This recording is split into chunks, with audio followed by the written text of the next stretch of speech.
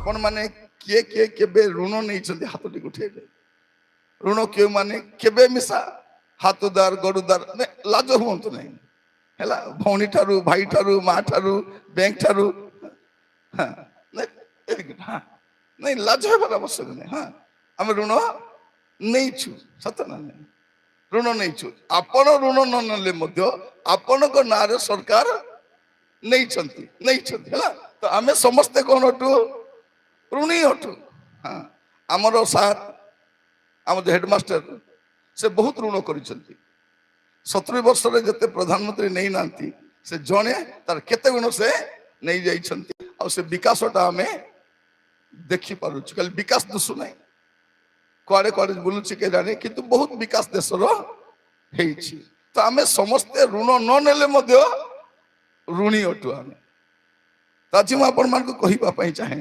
छोट संवाद समस्त माँ माने जन ग्रुप ऋण चिट्ठी पैसा हाथ उधार बैंक लोन समस्त गोटे सहज शिक्षा साधारणतः सभा समिति के शिक्षा दियंती नहीं मंडली रे शिक्षा दियंती नहीं सेटा आज मु कहिबा पई चाहे हुए तो आपण मान को संवाद परि लागि पारे कि न पारे मु जानि नहीं किंतु आपण मान को काम रे आसीबो बाइबल ता शिक्षा देबा पई चाहे प्रसंग होउची आर्थिक समस्यार समाधान किपरि करिवे जो मैंने यूट्यूब रे आसी छथि समान को मद स्वागत जनाउछि आपण माने घरे अछथि आराम रे खाई खाई देखंतु घरे बसचंती आराम रे बसी देखंतु किंतु पूरा संवादटा शुणंतु आ जो मैंने लिखिबा पई चाहउछथि दया करी लिखंतु कारण आजि ठारू आपण को ऋण मुक्त हेबार आरंभ होई छी एई संवाद को जदि आपण भलरे सुनिबे बोली कहले आपण ऋण मुक्त हेई छी मु बहुत दिन रे प्रार्थना करूथिली कारण मु ऋण विषय प्रचार करे ऋण विषय प्रचार करे कारण मु चाहे जे मंडली सर्वांगीन विकास हो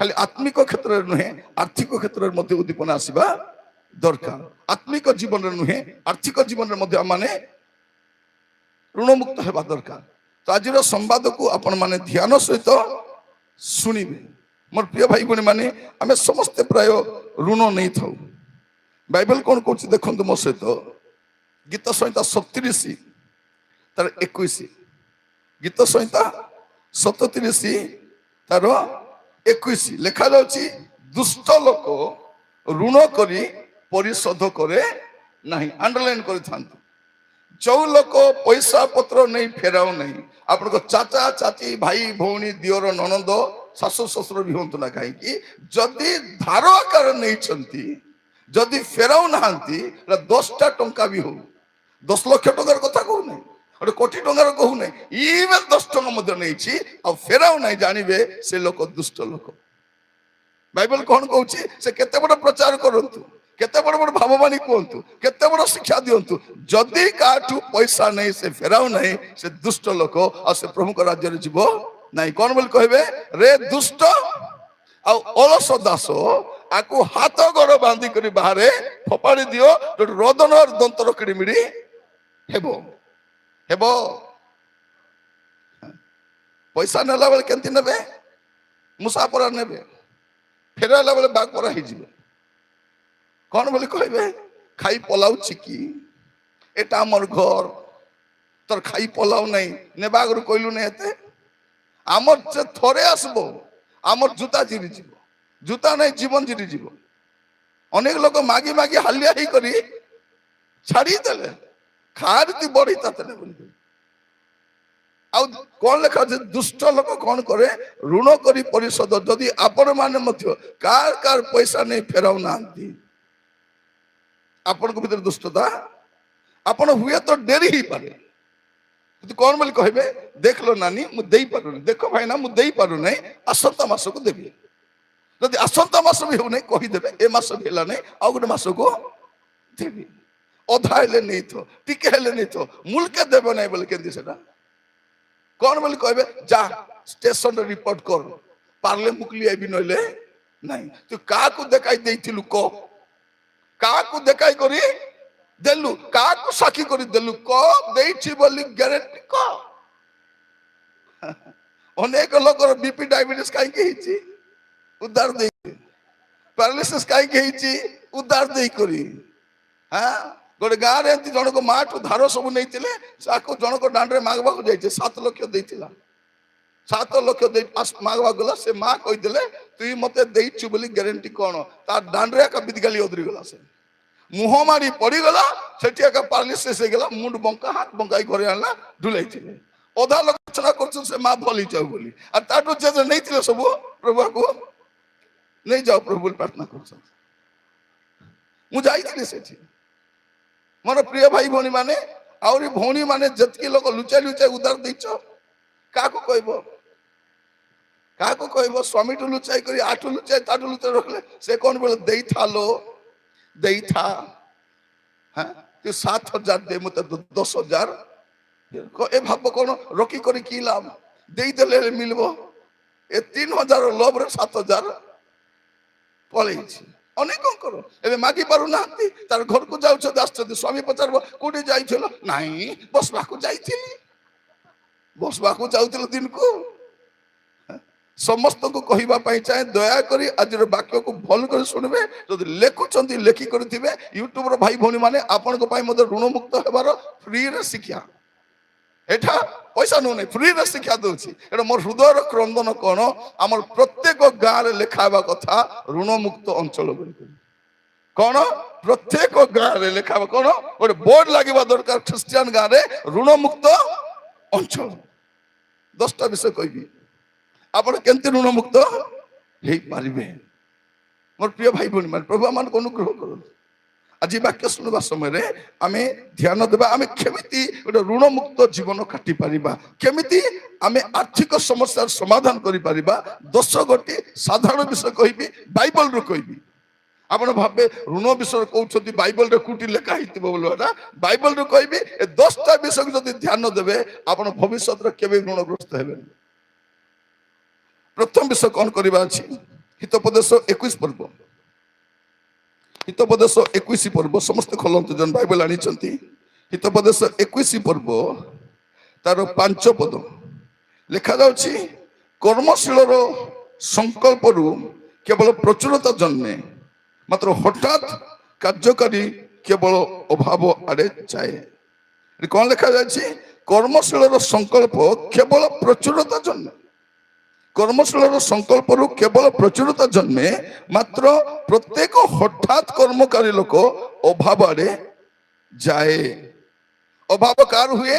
ଯେ ହଠାତ୍ ହଠାତ୍ ଖର୍ଚ୍ଚ କରେ, ହଠାତ୍ ଗାଡି କିଣିଦେବା, ହଠାତ୍ ଘର କରିଦେବା, ହଠାତ୍ ମାର୍କେଟ ପଳେଇବା, ହଠାତ୍ ଯାଇକରି ନାଇଁ ମୁଁ ଲୁଗା କିଣିଦେବା, ହଠାତ୍ ସୁନା କିଣିଦେବା, ହଠାତ୍ କାହାକୁ ଦେଇଦେବା, ହଠାତ୍। ତ କଣ କରିବେ? ପ୍ରଥମ ବିଷୟ, ଆପଣ ପ୍ରଥମ ବିଷୟ ହଉଛି ଖର୍ଚ୍ଚ କରିବା ପୂର୍ବରୁ ଯୋଜନା କରିବେ। Plan diligently, plan diligently. ଆପଣ ଖର୍ଚ୍ଚ କରିବା ପୂର୍ବରୁ ବିଜ୍ଞତା ସହିତ ଯୋଜନା କରନ୍ତୁ। ଏଟା ମୂଳ ବିଷୟ। ପଇସା ପ୍ରଭୁ ସମସ୍ତଙ୍କୁ ଦିଅନ୍ତି, କିନ୍ତୁ ଖର୍ଚ୍ଚ କେମିତି କରନ୍ତି? ଆପଣ ଖର୍ଚ୍ଚ କେମିତି କରନ୍ତି? ପ୍ରିୟ ଭାଇ ଭଉଣୀ ମାନେ, ଆଗାମୀ ସମୟରେ ଆମର ଦେଶରେ ଗୋଟେ ବହୁତ ବଡ ଆର୍ଥିକ ସଂକଟ ଆସିବା ପାଇଁ ଯାଉଛି। ଏଟା ଆମର ଦେଶର ବଡ ବଡ ଇକୋନୋମିଷ୍ଟ ମାନେ କହି ସାରିଲେଣି।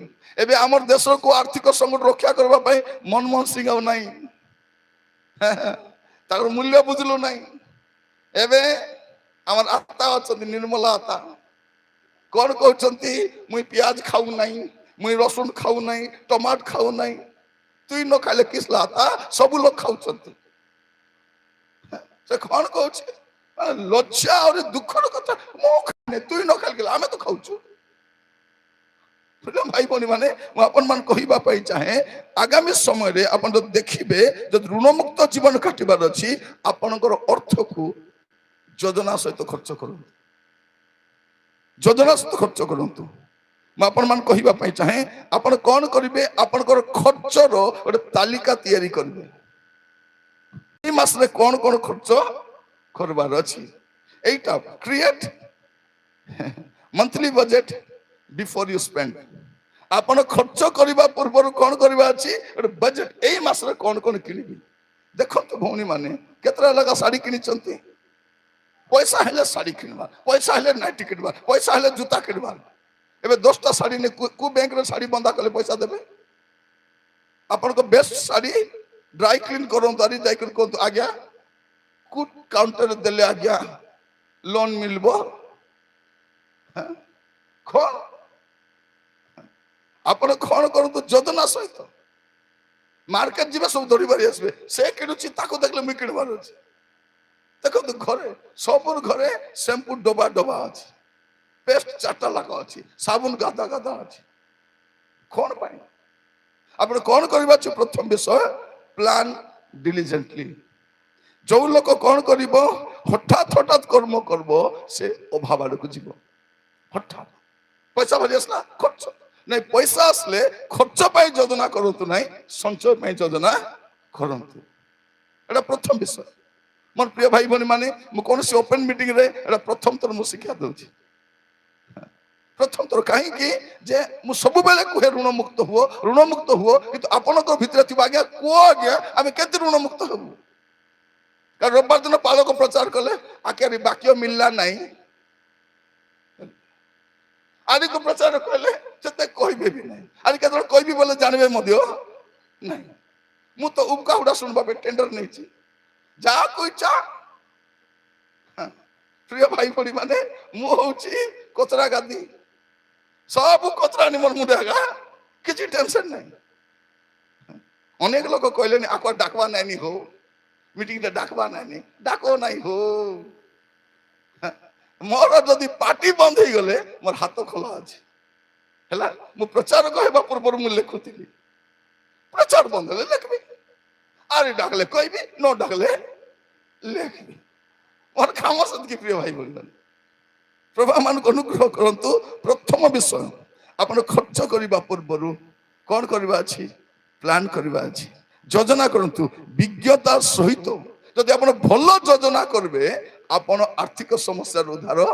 ଆମର ତ ଯୋଜନା ନାହିଁ, ସରିଗଲା ପରେ ମୁଣ୍ଡେ ହାତ ଦେଇ କରି 50,000 ଟଙ୍କା ସରିଗଲା, ଦେଖ ତ ଉଡିଗଲା। କଣ କହୁଛନ୍ତି? ଉଡିଗଲା, 20 ତାରିଖ ଭିତରେ ଉଡିଗଲା। ଆରେ ଏ ମୋବାଇଲର କିଣା ବିକା ଆରମ୍ଭ ହେଲା ଯୋଉ ଦିନରୁ କି ନାହିଁ, ଆଗ କଣ ହେଇଥିଲା? ହାତରେ 1,000 ଟଙ୍କା ଥିବାର, ତାକୁ ଧରି ଦୋକାନ ଯିବାର, ଖର୍ଚ୍ଚ କଲା। ନାଇଁ ବାବୁ, ଅଟୋ ଭଡା ପାଇଁ ଦରକାର, ପିଲାର ହଗିସ୍ କିଣିବାର ଅଛି, କାଲିକୁ ଜଳଖିଆ କରିବାର ଅଛି, ରବିବାର ଚାନ୍ଦ। ଏବେ କିଛି ନାହିଁ, ମୋବାଇଲର ପେମେଣ୍ଟ କି ନାହିଁ, ଟୁଚ୍ ଟୁଚ୍ ଟୁଚ୍ ଟୁଚ୍ କରିଦେବେ। ଲାଷ୍ଟକୁ ଆରି ଯିବ ନାହିଁ, କିସ୍ ହେଲା ଯାଉ ନାହିଁ।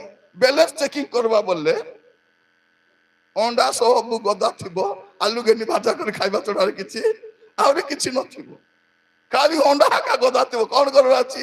ଅଣ୍ଡା ଗଦା ହେଲେ କଣ କରିବ ମା ମାନେ? ଆଲୁ ଘେନବ ଆଉ ରାନ୍ଧି କରି। କାରଣ ଯୋଉ ଲୋକ ଯୋଜନା କରିବ ନାହିଁ, ସେ ଆଲୁ ଆଲୁ ହିଁ ବସିଥିବ। ସେ ତ ପ୍ରଥମ ବିଷୟ କଣ କରିବେ? କାରଣ ପ୍ରତ୍ୟେକ ଅର୍ଥର ମୂଲ୍ୟ ଅଛି। ଖର୍ଚ୍ଚ କରିବା ପୂର୍ବରୁ ବିଜ୍ଞତା ସହିତ ଆପଣ ଖର୍ଚ୍ଚ କରନ୍ତୁ। ସମସ୍ତ ହାତରେ ଦିନେ ପଇସା ଥିଲା କି ନାହିଁ? ପଇସା ଆସିଛି, କିନ୍ତୁ ଆମେ ଯୋଜନା କରିନୁ। ଆମେ ଯୋଜନା କରିନୁ। ଇଭେନ ଏବେ ବି ସରକାର ଦଉଛନ୍ତି 5,000 ଲେଖା, ତାକୁ ରଖି କିଛି କଲେ ହେବ କି ନାହିଁ ସେଟା ବି ଜାଣିନାହିଁ। 5,000 କମ ନୁହଁ, 5,000 କମ ନୁହଁ। ଆପଣ ଚାହିଁଲେ ଗୋଟେ ଛୋଟ ଦୋକାନ ଗୋଟେ କରିପାରିବେ। କୁରକୁରେ ଟିକେ, ବିସ୍କୁଟ ଟିକେ, ଚକୋଲେଟ ଟିକେ ଦାଣ୍ଡରେ ରଖିଦେଲେ ବୋଲେ ସେଇଠୁ ବି ଆପଣ କଣ କରିବେ? ଡେଲି 50 ଟଙ୍କା ଲାଭ ପାଇପାରିବେ, ଯୋଉଟା ଆପଣ ତେଲ ମସଲାର କାମ ଆସିପାରିବ କି ନାହିଁ?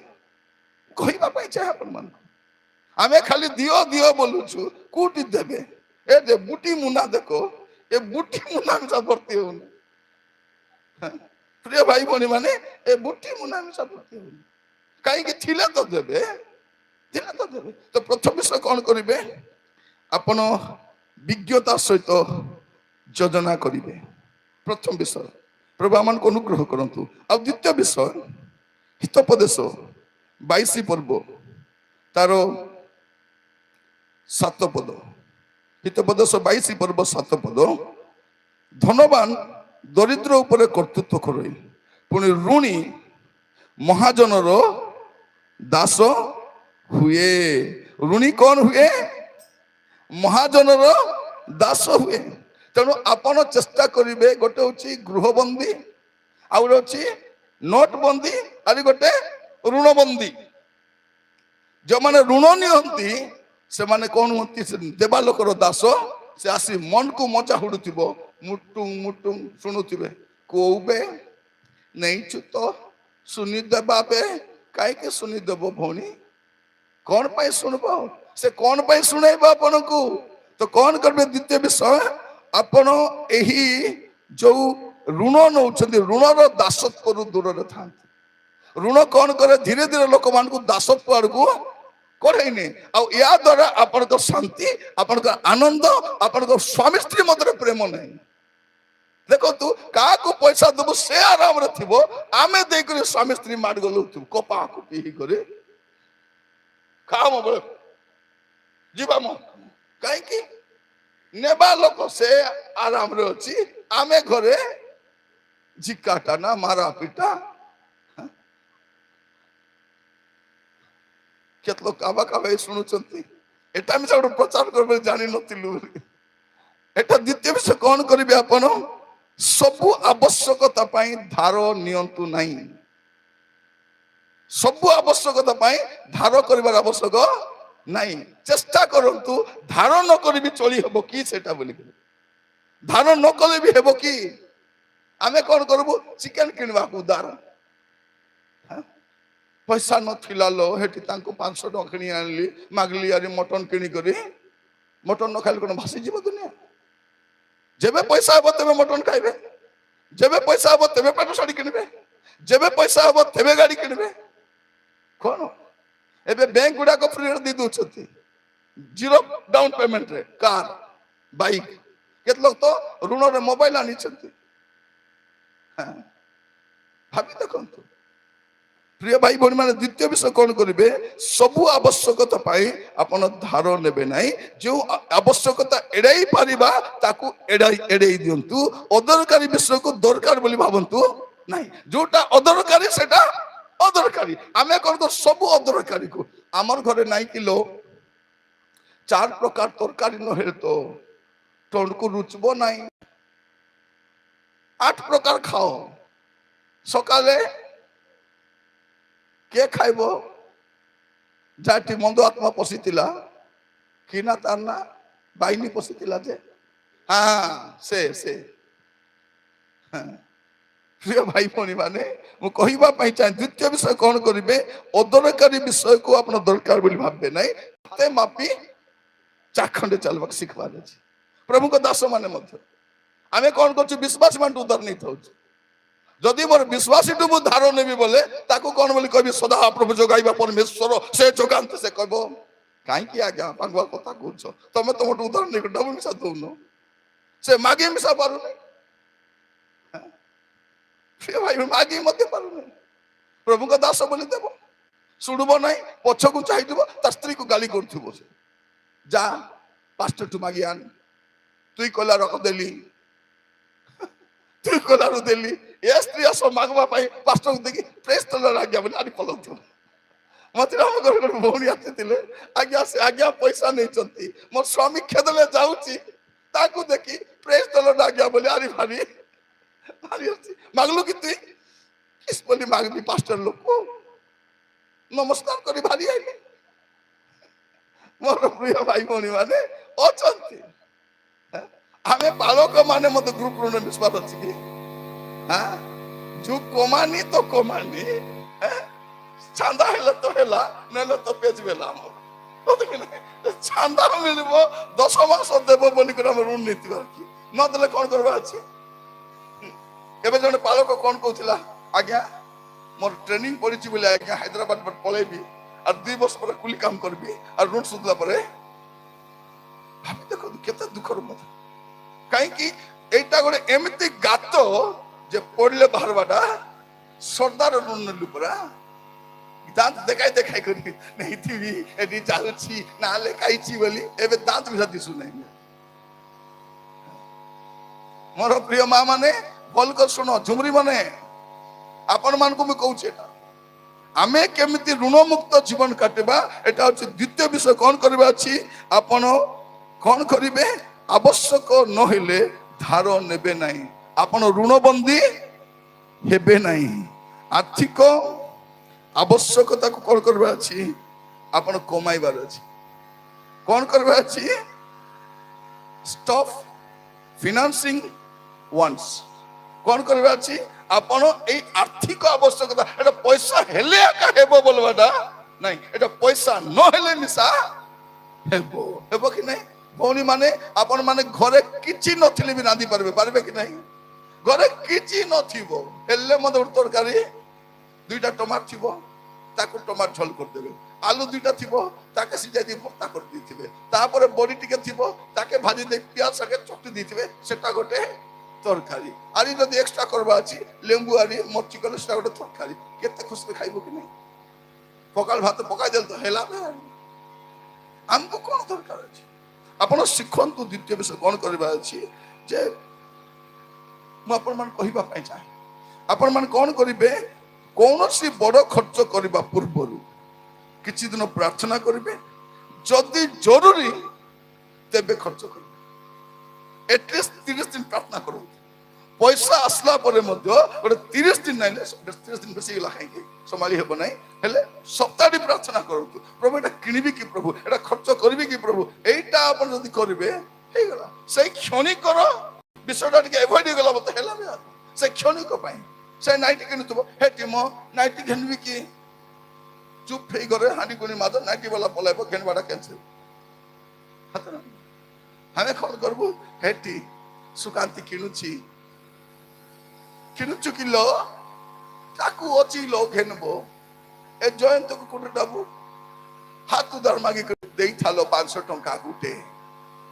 ଏବେ ସ୍ୱାମୀ ମାନେ କଣ ମରି ମରି କାମ କରିବାକୁ ବାଧ୍ୟ ହଉଛୁ। ସତ ନା? ଜ୍ୱରରେ ଶୋଇଥିବେ, ଉଠ ଶୋଇଥିଲେ ହେବ ନାହିଁ, ଆଜି ସନ୍ଧ୍ୟାରେ ଗ୍ରୁପ ପଇସା ବାନ୍ଧବାର ଅଛି। ସେ ବାପଡ଼ା କୁଦେଇ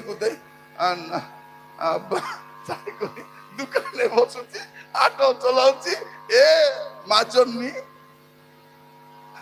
ଚାର କମାନି ନାହିଁ। ଉଦାର ଆଣିବା ଲୋକେ ମହାଶୟା, ଶ୍ରୀମତୀ, ଭାଗ୍ୟବତୀ, ଏ ହଉଛି କଣ ପାଇଁ? ମୁଁ କହିବା ପାଇଁ ଚାହେଁ ପ୍ରିୟ ଭାଇ ଭଉଣୀ ମାନେ, ଦ୍ୱିତୀୟ ବିଷୟ, ବଡ ବଡ ଖର୍ଚ୍ଚ କରିବା ପୂର୍ବରୁ ଆପଣ କଣ କରିବେ? ଟିକେ ରହିବେ ବଡ ଇନଭେଷ୍ଟମେଣ୍ଟ କରିବା ପୂର୍ବରୁ। କାରଣ ପଇସା ସବୁବେଳେ ଆସେ ନାହିଁ। ସେ ପଇସା ଅନେକକୁ ଦେଖନ୍ତୁ, ପଇସା ଢେର ଆସିଲା, ଆଜି ଆମ ପାଖରେ ଗୁଡ଼ାଏ ପଇସା ରହିପାରିଥାନ୍ତା, ଆମେ ଟିକେ ସଂଯତ ହେଇପାରିଲୁନି। ଏଟା ଦ୍ୱିତୀୟ ବିଷୟ। ତ କଣ କରିବେ? ଆପଣ ଏ ଋଣବନ୍ଦୀ ହେବା ଠାରୁ ଦୂରରେ ରହିବେ। ତୃତୀୟ ବିଷୟ, ହିତୋପଦେଶ 10 ପର୍ବ। ସମସ୍ତେ ପଦ ଗୁଡାକୁ ଧ୍ୟାନ ଦେବେ। 10 ପର୍ବ ତାର 4 ପଦ। ହିତୋପଦେଶ 10 ପର୍ବ 4 ପଦ ଲେଖା ଯାଉଛି, ଯୋଉ ଲୋକ ଶିଥିଳ ହସ୍ତରେ କର୍ମ କରେ ସେ ଦରିଦ୍ର ହେବ, ମାତ୍ର କର୍ମଶୀଳର ହସ୍ତ ଧନବାନ କରେ। ତୃତୀୟ ବିଷୟ କଣ ହେବାର ଅଛି? ଆପଣ କାର୍ଯ୍ୟ କରିବା ପାଇଁ ଶିଥିଳ ହେବେନି।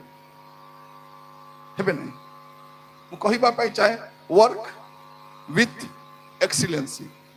କେମିତି କରିବେ? ଦକ୍ଷତା ସହିତ କାମ କରିବେ। ଆପଣ ଯେବେ କାମ କରିବେ କେମିତି କରିବେ? ଅଳସ ହୋଇ କାମ କରିବେ, ଦକ୍ଷତା ସହିତ। ପକୁଡ଼ି ଦୋକାନ କରିଛ ପରା, ଭଲ କରି ପକୁଡ଼ି ବନା, 60 ଗ୍ଲାସ ଘିନି କରି ଖାଇବେ। ଖାଲି ବେସନକୁ ନେଇ ତେଲ ପକାଇଲେ କେ ଖାଇବ? ପିଆଜ ନାହିଁ, ମର୍ଚି ନାହିଁ, ଗନ୍ଧ ନାହିଁ, ବାସ୍ନା ନାହିଁ, କେ ଖାଇବ? କଣ? ଆପଣ ଯାହା ବି କାମ କରୁଛନ୍ତି ଦକ୍ଷତା ସହିତ କାମ କରିବେ। ସମସ୍ତେ ପ୍ରଚାରକ, କିନ୍ତୁ ଯେଉଁମାନେ ପ୍ରଚାର କରିବାର ଦକ୍ଷତା ସେମାନେ ଆଜି ପ୍ରଚାର କରୁଛନ୍ତି, ବାକି ଲୋକ ନାହିଁ। ଜ୍ଞାନ ଥିଲେ କି ସବୁ? ମୁଁ ଆମର ଏରିଆର ପ୍ରଥମ ବିଡି, ତମେ ବିଡି, ଏମାନେ ଏବିସିଡି, ତମେ ଖାଲି ତ ବି ଆର ଡି, ଏମାନେ ତ ଏବିସିଡି। ଏବିସିଡି ପ୍ରଚାର କରୁଛି, ଏ ବିଏ ବିଡି ତଲେ କଣ ପାଇଁ? ମୁଁ କହିବା ପାଇଁ ଚାହେଁ, ତୃତୀୟ ବିଷୟ କଣ କରିବେ? ଦକ୍ଷତା ସହିତ କଠିନ ପରିଶ୍ରମ କରିବେ। ମୋର ପ୍ରିୟ ମାନେ, ଆପଣଙ୍କ ହାତରେ ଯୋଉ କାମ ମିଳିବ ଭଲ କରି କାମ କରିବେ, ଅଭାବ ହେବ ନାହିଁ। ପିମ୍ପୁଡ଼ିକୁ ଦେଖିଛନ୍ତି? ପିମ୍ପୁଡ଼ିକୁ ଦେଖିଛନ୍ତି କି ନାହିଁ? ତାର ସାଇଜରୁ ବଡ ସାମାନ ନେଇକି ଯାଉଥିବ। ଆଜି ଗୋଟେ ପିମ୍ପୁଡ଼ି ଥିବ ନାହିଁ, ଗୋବର କିଡ଼ା ପକଡ଼ା ଦେଖିଛନ୍ତି? ଗୋଟେ କଳା ପକଡ଼ା, ସେ ଗୋବର ପୋକ ପଟା ତାର ସାଇଜରୁ ବଡ ଗୋବର ଢେଲା ନଉଥିବ, ଦେଖିଛନ୍ତି କି ନାହିଁ? ଗୁଡ଼ାଇ ଦଉଥିବ, ଗୁଡ଼ଗୁଡ଼ି ଯାଉଥିବ, ଆରେ ଗୁଡ଼ଗୁଡ଼ି, ଆରେ ଗୁଡ଼ଗୁଡ଼ି। ଠିଆ ହିଁ ଦେଖେ, ତୁଇ ତ ଟିଅଟା ଗୋବର ଭେଲା ଏଟକିଟା କାହିଁକି କାମରେ ଆସିବ। ଆପଣ କେବେ ପିମ୍ପୁଡ଼ିକୁ ଶୋଇବାଟା ଦେଖିଛନ୍ତି କୁମାର ଧାମନୀରେ? ଆମର ବାଟ ତ ଦେଖିନୁ ଆମେ। ଆପଣ ପିମ୍ପୁଡ଼ିକୁ କେବେ ବି ଶୋଇବାଟା ଦେଖିବେ ତ ତାର ଅଭାବ କାହିଁକି ହବ? ଆମର ଘରେ କାମ କରୁ ଗୋଟେ, ଉବକା ଖାଉ 5ଟା, ତାକୁ କହିବେ କଣ? ଅର୍ଜୁ ଗୋଟେ, ଅର୍ଜୁ 5ଟା। ସେ କମାଇ ଆଣବା ଲୋକ ଗୋଟେ, ଏ ପାଗୁଆ ଖାଉ, ତାଇରେ ଭେଣ୍ଡିଆ ହାଟଟା ପିଲା ମାନେ ଦୁଇଟା ଥିବେ, ଟୋକି ବି ଥିବ, ଦୋକାନରେ ଠିଆ ହେଲେ 2000 ଟଙ୍କା 5000 ମିଳିବ କି ନାହିଁ? ପାଠ ପଢିଛ, ଚାକିରି ତ ମିଳୁନାହିଁ। ଚାକିରି ମିଳିବା ପର୍ଯ୍ୟନ୍ତ ଲୁଗା ଦୋକାନରେ କାମ କର, ଶାଢୀ ଦୋକାନରେ କାମ କର, ଗ୍ୟାରେଜରେ କାମ କର, ହୋଟେଲରେ କାମ କରିବାକୁ ଲଜ୍ଜା ହେବାର ନାହିଁ, ହେବାର। ମୋର ପ୍ରିୟ ଭାଇ ଭଉଣୀ ମାନେ, ମୁଁ ଆପଣ ମାନେ କହିପାରୁଛି। ତ ତୃତୀୟ ବିଷୟ କଣ କରିବେ? ଆପଣ ମାନେ ଦକ୍ଷତା ସହିତ କଠିନ ପରିଶ୍ରମ କରିବେ। ଯଦି ଆପଣ ଋଣ ମୁକ୍ତ ହେବା ପାଇଁ ଚାହୁଁଛନ୍ତି, ପରିଶ୍ରମ ସହିତ କାମ କରିବେ। ପରିଶ୍ରମ ରାନ୍ଧବା ପାଇଁ ବି ଅଳସ କେତେ ଲୋକ, ସତ ନା ନାଇଁ? ତେଲ କଣ କରିବେ? ସିଧା ଢାଲବା ପାଇଁ ଦେବ ନାଇଁ, ଗୋଟେ ସ୍ପୁନ ରଖନ୍ତୁ, ସ୍ପୁନରେ କାଢିକରି ପକାନ୍ତୁ, ସତ ନା ନାଇଁ? ଏଡ଼ିକିଟା ପିଆଜ ଆଣିଥିବେ, ଏଡ଼ିକିଟା ପିଆଜ, ଏଟା ଏଡ଼ିକିଟା ପିଆଜ, ତାକୁ ତେଲ କେତେ ଦରକାର? আমার ঘরে বড় বড় পেঁয়াজা খানবু, সান সানটা আনবু নাই, কাইকি তেল বেশি ঢালবার আছে। আর টেম্পর কোন করতে, আমার ঘর নাকি 4 প্যাকেট তেল উড়ি যাব, সে লোকের ঘরে অভাব বসিথিব, উড়ব নাই না জলকিয়া পাই বাহারে, কাকে স্ত্রী গভর্নর কাম করে হালিয়া হয়ে যাচ্ছি, 9টা অদৌড় উঠব স্ত্রী জলকিয়া হাঁটি মা, সে দোকানে যা আকিলি মিয়া কাহা, সে দোকান পুরি আরে মা পাই কাকে ইডলি দরকার, মোর পাই দোসা গোটা আনো, মো আরে গাড়ি ছাড়িতে বলে 2টা আনো। শুনন্তু ভৌণী মানে 200 টঙ্কার জলকিয়া মিশা পেটକୁ ପୂର୍ବ କି ନାଇଁ? ଆପଣ ଥରେ 200 ଖାଇଲେ, ତନ ତ 100 200 ବେଶୀ ହେଇଗଲା, 100 ଟଙ୍କାର ଜଳଖିଆ, 100 ବୋଲେ ମାସକୁ କେତେ ହେଲା? 3000 ଜଳଖିଆ, 3000 ଜଳଖିଆ କମ ନାହିଁ। আর সন্ধ্যার স্ন্যাক্স খাইব। স্বামী মানে ঘরে পেট পুরতে খাইলে বাহারে জলখিয়া খাইবা দরকার নেই। দরকার কি 10টা পুরি খাইলে भी পেট পুরব না, পুরি কেটেটা ফম্পা, আমি খালি ইজ্জত পেয়ে কান্দি টিটমি খাউଛୁ, 10টা পুরি চকটি দেলে বলে কেতে হব? ଗୋଟେ ভেলা একা, ଗୋଟେ ভেলা। সে দোসা কেতে হব? দোসা সে তো ছাড়া মারিথিব, দোসা কে সেটা গোবর ছাড়া মারলা পরে বানি মার দেবারে, আরে সমান ভাঙবো বলে 3 ফোল্ড করতো। আমি ইয়ে 60 টঙ্কা দেই করি দোসা, ভিতরে কিসটা আলু, উপরে এটা কোন পাই? ମୁଁ କହିବା ପାଇଁ ଚାहे ଭଉଣୀ ମାନେ କଠିନ ପରିଶ୍ରମୀ ହୁଅନ୍ତୁ, ତେବେ ଯାଇ ଆପଣଙ୍କ ଘରେ କଣ ହବ? ଅଭାବ ଦୂର ହବ। ନହେଲେ ଆଗର ଅବସ୍ଥା ଦେଖ, 5ଟା ଋଣ ଆଣିଛୁ, କେମିତି ସୁଝିବୁ? ଏବେ ଯଦି ଯତ୍ନବାନ ହେବା ନାହିଁ, ଆଗକୁ କେମିତି ବାହାରବେ? ତ କଣ ହେଲା? ତୃତୀୟ ବିଷୟ। ଚତୁର୍ଥ ବିଷୟ ଦେଖନ୍ତୁ, ହିତୋପଦେଶ 13 ପର୍ବ 11 ପଦ। ହିତୋପଦେଶ 13 ପର୍ବ 11 ପଦ। ମିଥ୍ୟାରେ ପ୍ରାପ୍ତ ଧନ କ୍ଷୟ ପାଏ, ମାତ୍ର ହସ୍ତରେ ଅର୍ଜିତ ଧନ ବଢିଯିବ। କଣ ହବ? ହଁ, এটা কোন লেখা যাচ্ছে? মিথ্যারে প্রাপ্ত ধন ক্ষয় পাইব, মাত্র হস্তরে অর্জিত ধন বঢ়িଯିବ। হস্তরে অর্জিত ধন। অনেক লোক কোন করে? অবিলম্বে ধনী হেবা পাই চেষ্টা করନ୍ତି, রাতারাতি ধনী হেবা পাই। হ্যাঁ, রাতারাতি ধনী। গঞ্জেই বেপার করব, রাতারাতি ধনী। স্ত্রী কু বেকরে চক্রি, ଗୋଟେ ଚକ୍ରି ସୁନା, ତାପରେ 2-3ଟା ହାର, ତାପରେ ଆରି ଗୋଟେ ଲମ୍ବାଟା ପିନ୍ଧିବେ କିଛି କହ ତାକୁ ରାଣୀ ହାର। ଏସବୁ ହାର ଘେନିଥିବ, ସ୍ୱାମୀକୁ ଯେବେ ବାନ୍ଧି ନେବେ ଏସବୁ ବାନ୍ଧା କରିବ। ଅଧର୍ମ ଧନ ଆସେ ବହୁତ, ଗଲାରେ ଯାଏ, ହଁ ଯାଏ ସେ। ତେଣୁ ଆପଣ ମାନେ କଣ କରିବେ? ଆପଣ ମାନେ ଅଳ୍ପ ଅଳ୍ପ ସଞ୍ଚୟ କରନ୍ତୁ, চেষ্টা করন্তু। ଆପଣ ଯୋଉ ଧନ ପାଉଛନ୍ତି, ମୁଁ କହିବା ପାଇଁ ଚାହେଁ ସମସ୍ତଙ୍କୁ, ଅବିଳମ୍ବରେ ଧନୀ ହେବାକୁ ଚେଷ୍ଟା କରନ୍ତୁ ନାହିଁ, ନହେଲେ ଅସଙ୍ଗତ ସମସ୍ୟାରେ ପଡ଼ିବେ। ଦେଖନ୍ତୁ ଯୋସେଫ ମିଶ୍ର ଦେଶର ଯୋଉ ଆସିଲା, କେମିତି ରକ୍ଷା କଲେ? ଅଳ୍ପ ଅଳ୍ପ ଅଳ୍ପ ଅଳ୍ପ ପ୍ରତି ବର୍ଷ ସଞ୍ଚୟ କରି କରି ରଖିଲେ, ଯେପରି ଦୁର୍ଭିକ୍ଷ ସମୟରେ, ଆଗାମୀ ସମୟରେ ଆମର ଦେଶରେ ମଧ୍ୟ ଗୋଟେ ଭୟଙ୍କର ଦୁର୍ଭିକ୍ଷ ଆସୁଛି, ଆର୍ଥିକ ସଂକଟ ଆସୁଛି। ଏବେଠାରୁ ଯଦି ସଚେତନ ହେବେ ନାହିଁ, ଆପଣ ମାନେ ବହୁତ ସମସ୍ୟାରେ ପଡ଼ିବେ। କଣ କରିବା ଅଛି? ଅଳ୍ପ ଅଳ୍ପ। ଯୋସେଫ କଣ କଲେ? ନର୍ମାଲ ଟାଇମରେ ସେ ଟିକେ ଟିକେ ସେଭ୍ କଲେ, ଯେପରି ଦୁର୍ଭିକ୍ଷ ସମୟରେ କାମରେ। ତ ଆପଣ ମାନେ କଣ କରିବେ? ନର୍ମାଲ ଟାଇମରେ ଟିକେ ଟିକେ ସଞ୍ଚୟ କରିବାକୁ ଆରମ୍ଭ କରନ୍ତୁ। ভাই মানে শুଣନ୍ତୁ ଦୟାକରି ଯଦି 5,000 ଟଙ୍କା ପାଉଛନ୍ତି 5,000 ଖର୍ଚ୍ଚ କରିବେ ନାହିଁ। ଆମେ କଣ କହୁଛୁ ଆମର ଖର୍ଚ୍ଚ ଆକା 10,000 ଆଜ୍ଞା। ତମେ ତ 5,000 ପାଉଛ ପରା 10,000 କାହିଁ ଖର୍ଚ୍ଚ କରିବ?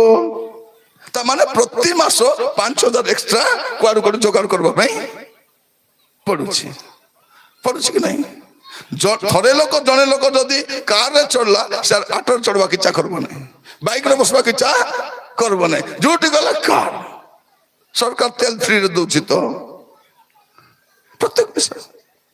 ଆପଣ କଣ କରିବେ? ଅଳ୍ପ ଅଳ୍ପ ଇଲେକ୍ଟ୍ରିକ ବିଲ୍ କମ ଆସିବା ଅଛି, କଣ କରିବାର ଅଛି? ଯୋଉ ରୁମରେ ଅଛ ସେ ରୁମରେ ଫ୍ୟାନ ଲାଗବା ଅଛି, ସେ ରୁମରେ ଲାଇଟ ଲାଗବା ଅଛି। ଆମର ତ ସବୁଠି ପ୍ରିୟ ଭାଇ ଭଉଣୀ ମାନେ ମୋଟରରେ ପାଣି ଲଗାଇଥିବେ, ଯାଉଥିବ ବସି ଧରିଲେ ହେବ କି ନାହିଁ? ଦିନ ଯାକ ପାଣି ଗଦ ଗଦ ଗଦ ଯାଉଥିବ, ମିଟର ବିଲ୍ ଆସିବ, ପାଣି ମିଶା ନଷ୍ଟ ହବ। ପ୍ରଭୁ ଆମମାନଙ୍କୁ ଅନୁଗ୍ରହ କରନ୍ତୁ। ମୁଁ ଆପଣମାନଙ୍କୁ କହିବା ପାଇଁ ଚାହେଁ, ଆପଣ ପ୍ରତି ମାସରେ ଶୁଣନ୍ତୁ ସମସ୍ତେ, ପ୍ରତି ମାସରେ ଆପଣ ଯାହା ବି ଆୟ କରୁଛନ୍ତି, ଯାହା ବି ଉପାର୍ଜନ କରୁଛନ୍ତି, ଏଟଲିଷ୍ଟ 20% ସେଭ୍ କରନ୍ତୁ। କେତେ? 20%।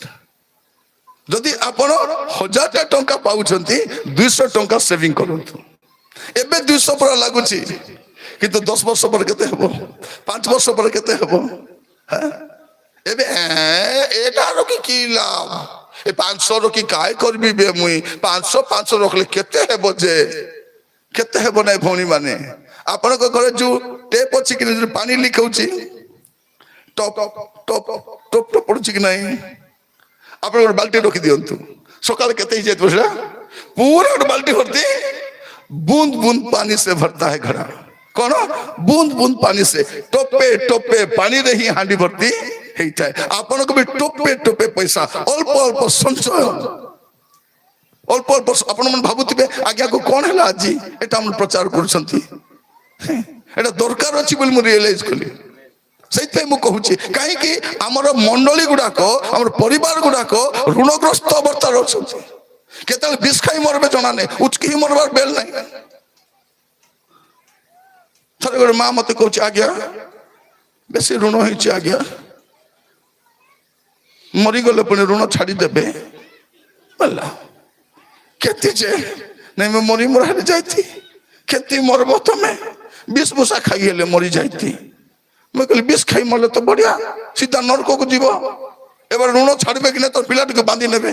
বাইবেলে লেখা আছে মহাজন আসি কাহাକୁ নেলা তোর পিলাটুকু সবকে ধরি করে যাইছি। হেলে বিষ খাইবি নাই নি, হেলে বিষ খা নাই, সঞ্চয় কর। ଯୋଉଟା ହେଲେ ଦୋକାନ ବାଲା ହେବ କିନା ଶାଢୀଆଡେ ଆଜିକାଲି ଓ ଶାଢୀ ଲେଲୋ ନାଇଟି ଲେଲୋ ବୋଲେ ଯୋଉଟା ହେଲେ କବାଟ ଖୋଲି ଦାଣ୍ଡେ ବାହାରୁଥିବ। ଚୁଡ଼ି ବାଲା ହେଲେ ଦାଣ୍ଡେ କଣ ପାଇଁ ବାହାରିବ? ଶୁଣିକରି ଚୁପ ହେଇଥାଅ। অলপ দেখি দেখবি পুনি, দেখি দেখবি পুনি তো কেন বসে দেখবা কোথায় কিনি আনছন্তি কি না আপন মানে? কো যাত্রা কো ଯିବେ, কো মিনা বাজার কো ଯିବେ, কো হাট কো ଯିବେ, দেখবা কোথায় কিনি আনিଥିବେ। আর ভଉଣୀ ମାନେ কোন ନେଇଥିବେ 1,000 ଟଙ୍କା ସ୍ୱାମୀକୁ ମାଗି କରି, ଆଜି ସେଠୁ ଫୋନ କରିବେ ତମେ କୋଉଠି ଅଛ, ବେଗି ଆସ ସେଠି, ଡେରି করব নাই। দেখো ସ୍ୱାମୀ କେତେବେଳେ ଦରକାର, ଡାବୁ ଦରକାର ବେଲେ ପଇସା। ଜଣେ ଭଉଣୀ କହୁଛନ୍ତି ମତେ ବି ଶିଖାଇ ଦିଅ ମୋ ଏମିତି କଲେ ବୋଲେ ହେ ବାଟା। ସେ କହିଲା ତୁ ନ ଜାଣତେ ତ ମୁଣ୍ଡା ଋଣ କରିଛୁ, ଏଟା ଜାଣିଲେ ମତେ କଣ କରିବୁ? ତତେ ଯେତିକି ଦଉଛି ଖର୍ଚ୍ଚ କରୁଛି। ନାଇଁ ଲାଜ ଲାଗୁଛି, ମୋ ଲାଜ ଲାଗୁଛି। ଲାଜ ହେଲା ପରେ ଅବସ୍ଥା ଅଛି କି ଆମେ କାଲି ଦେଖାଇ ହଉଛୁ ସତ ନା? ଭଉଣୀ ମାନେ ଦୟାକରି ମୋର କଥା ଶୁଣ। ଆପଣଙ୍କର ଭଉଣୀ ତ ସୁନା ବନା ବାନ୍ଧା କରିଦେଇଛି, ସେ କୁ ବିବାହ করে ଗଲେ ତମର ସୁନା ମାଗବ, ଦୟା କରି ଦେବ ନାହିଁ। ହାତ ଯୋଡି କରି କହୁଛି ପ୍ରଭୁଙ୍କ ଦାସ ଭାବରେ ଦେବ ନାହିଁ, ସେ ସୁନାରେ ମିଳିବ ନାହିଁ। ଭାବବାଣୀ କହୁ ନାହିଁ, ସତ କହୁଛି। ସେ ଦେବ ନାହିଁ। ହେଠି ଦେଇ ଛାଲ ଟିକେ ଥେରୁବାଲି ବିବାହ করে ଯାଇ আসবি, কোটি কবা ଥେରୁବାଲି ବିବାହ করে ଯାଇ আসবি। হেটি লো রায়গড়া লো ଟିକେ বিবাহ করে যাই আসবি। আসলা পরে দেলো দেবী দেবী কাই দেবী আরি গোটে বিবাহ ଯିବାର আছে, বিশ্বম গোট আইলা পচে দেবী। তারপরে কিছু হেটি লো বান্দা করে দিচ্ছিল, খারাপ ভাব নাইনি। ও ভাবছিল তো মুই মুকলাই দেবি লো, মুকলাই দেব না তুমি একা মুকলাইব।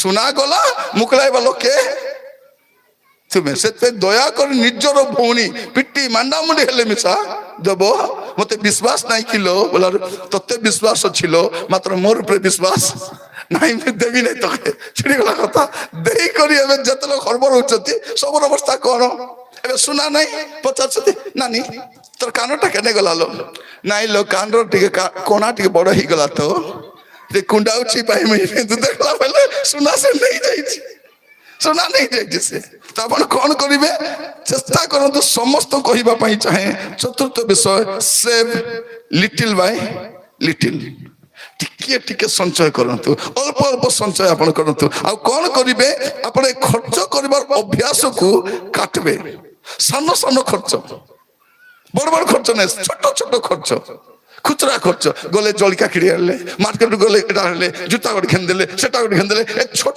ছোট খরচ মাস শেষে কেতে বড় হচ্ছে আপনাকে জানছেন ছোট ছোট মোর প্রিয় ভাই বোন মানে আমার যে মদুয়া মন অনেক মতো রিসা হচ্ছেন সত কথা ভৌণী মানে কଣ କରୁଛନ୍ତି ସବୁବେଳେ ତ ମୋ ରଣ୍ଡାକୁ ଖାଲି ଉଡୁଥିବେ ମଦୁଆ ମଦୁଆ ବୋଲି ସେଟା ପାଇଁ ସେ ପ୍ରାର୍ଥନା ଆସୁନାହାନ୍ତି ପରା ଏଥିରୁ ଆଜ୍ଞା ମିଟିଂ ଆଇବେ ନାହିଁ କଣ ସେ ମଦ ଖାଇବା ଲୋକ ହୁଡିବେ ପୁଡିଆ ଖାଇବା ଲୋକ ହୁଡିବେ ମୋର ହୁଡା ଶୁଣିକି ଛାଡିଦେଲେ ବୋଲେ ମାସକୁ ତମର 7,500 ଟଙ୍କା ବଲକ ହବ 200 ଟଙ୍କା ମଦ ପିଇବ ଡେଲି 200 ବୋଲେ ମାସକୁ କେତେ ହେଲା 6,000 ମଦ ପୁଡିଆ ଖାଇବ 50 ଟଙ୍କା ଲେଖା ସେଟା ହେଲା 1500 ଟଙ୍କା କେତେ ବଳିଲା ସ୍ୱାସ୍ଥ୍ୟ ବି ଭଲ ଇଜ୍ଜତ ବି ଟିକେ ଭଲ କଲା ଆରି କଣ ଡାବୁ ମିଶା ହଁ ଶିଖନ୍ତୁ ସେଟା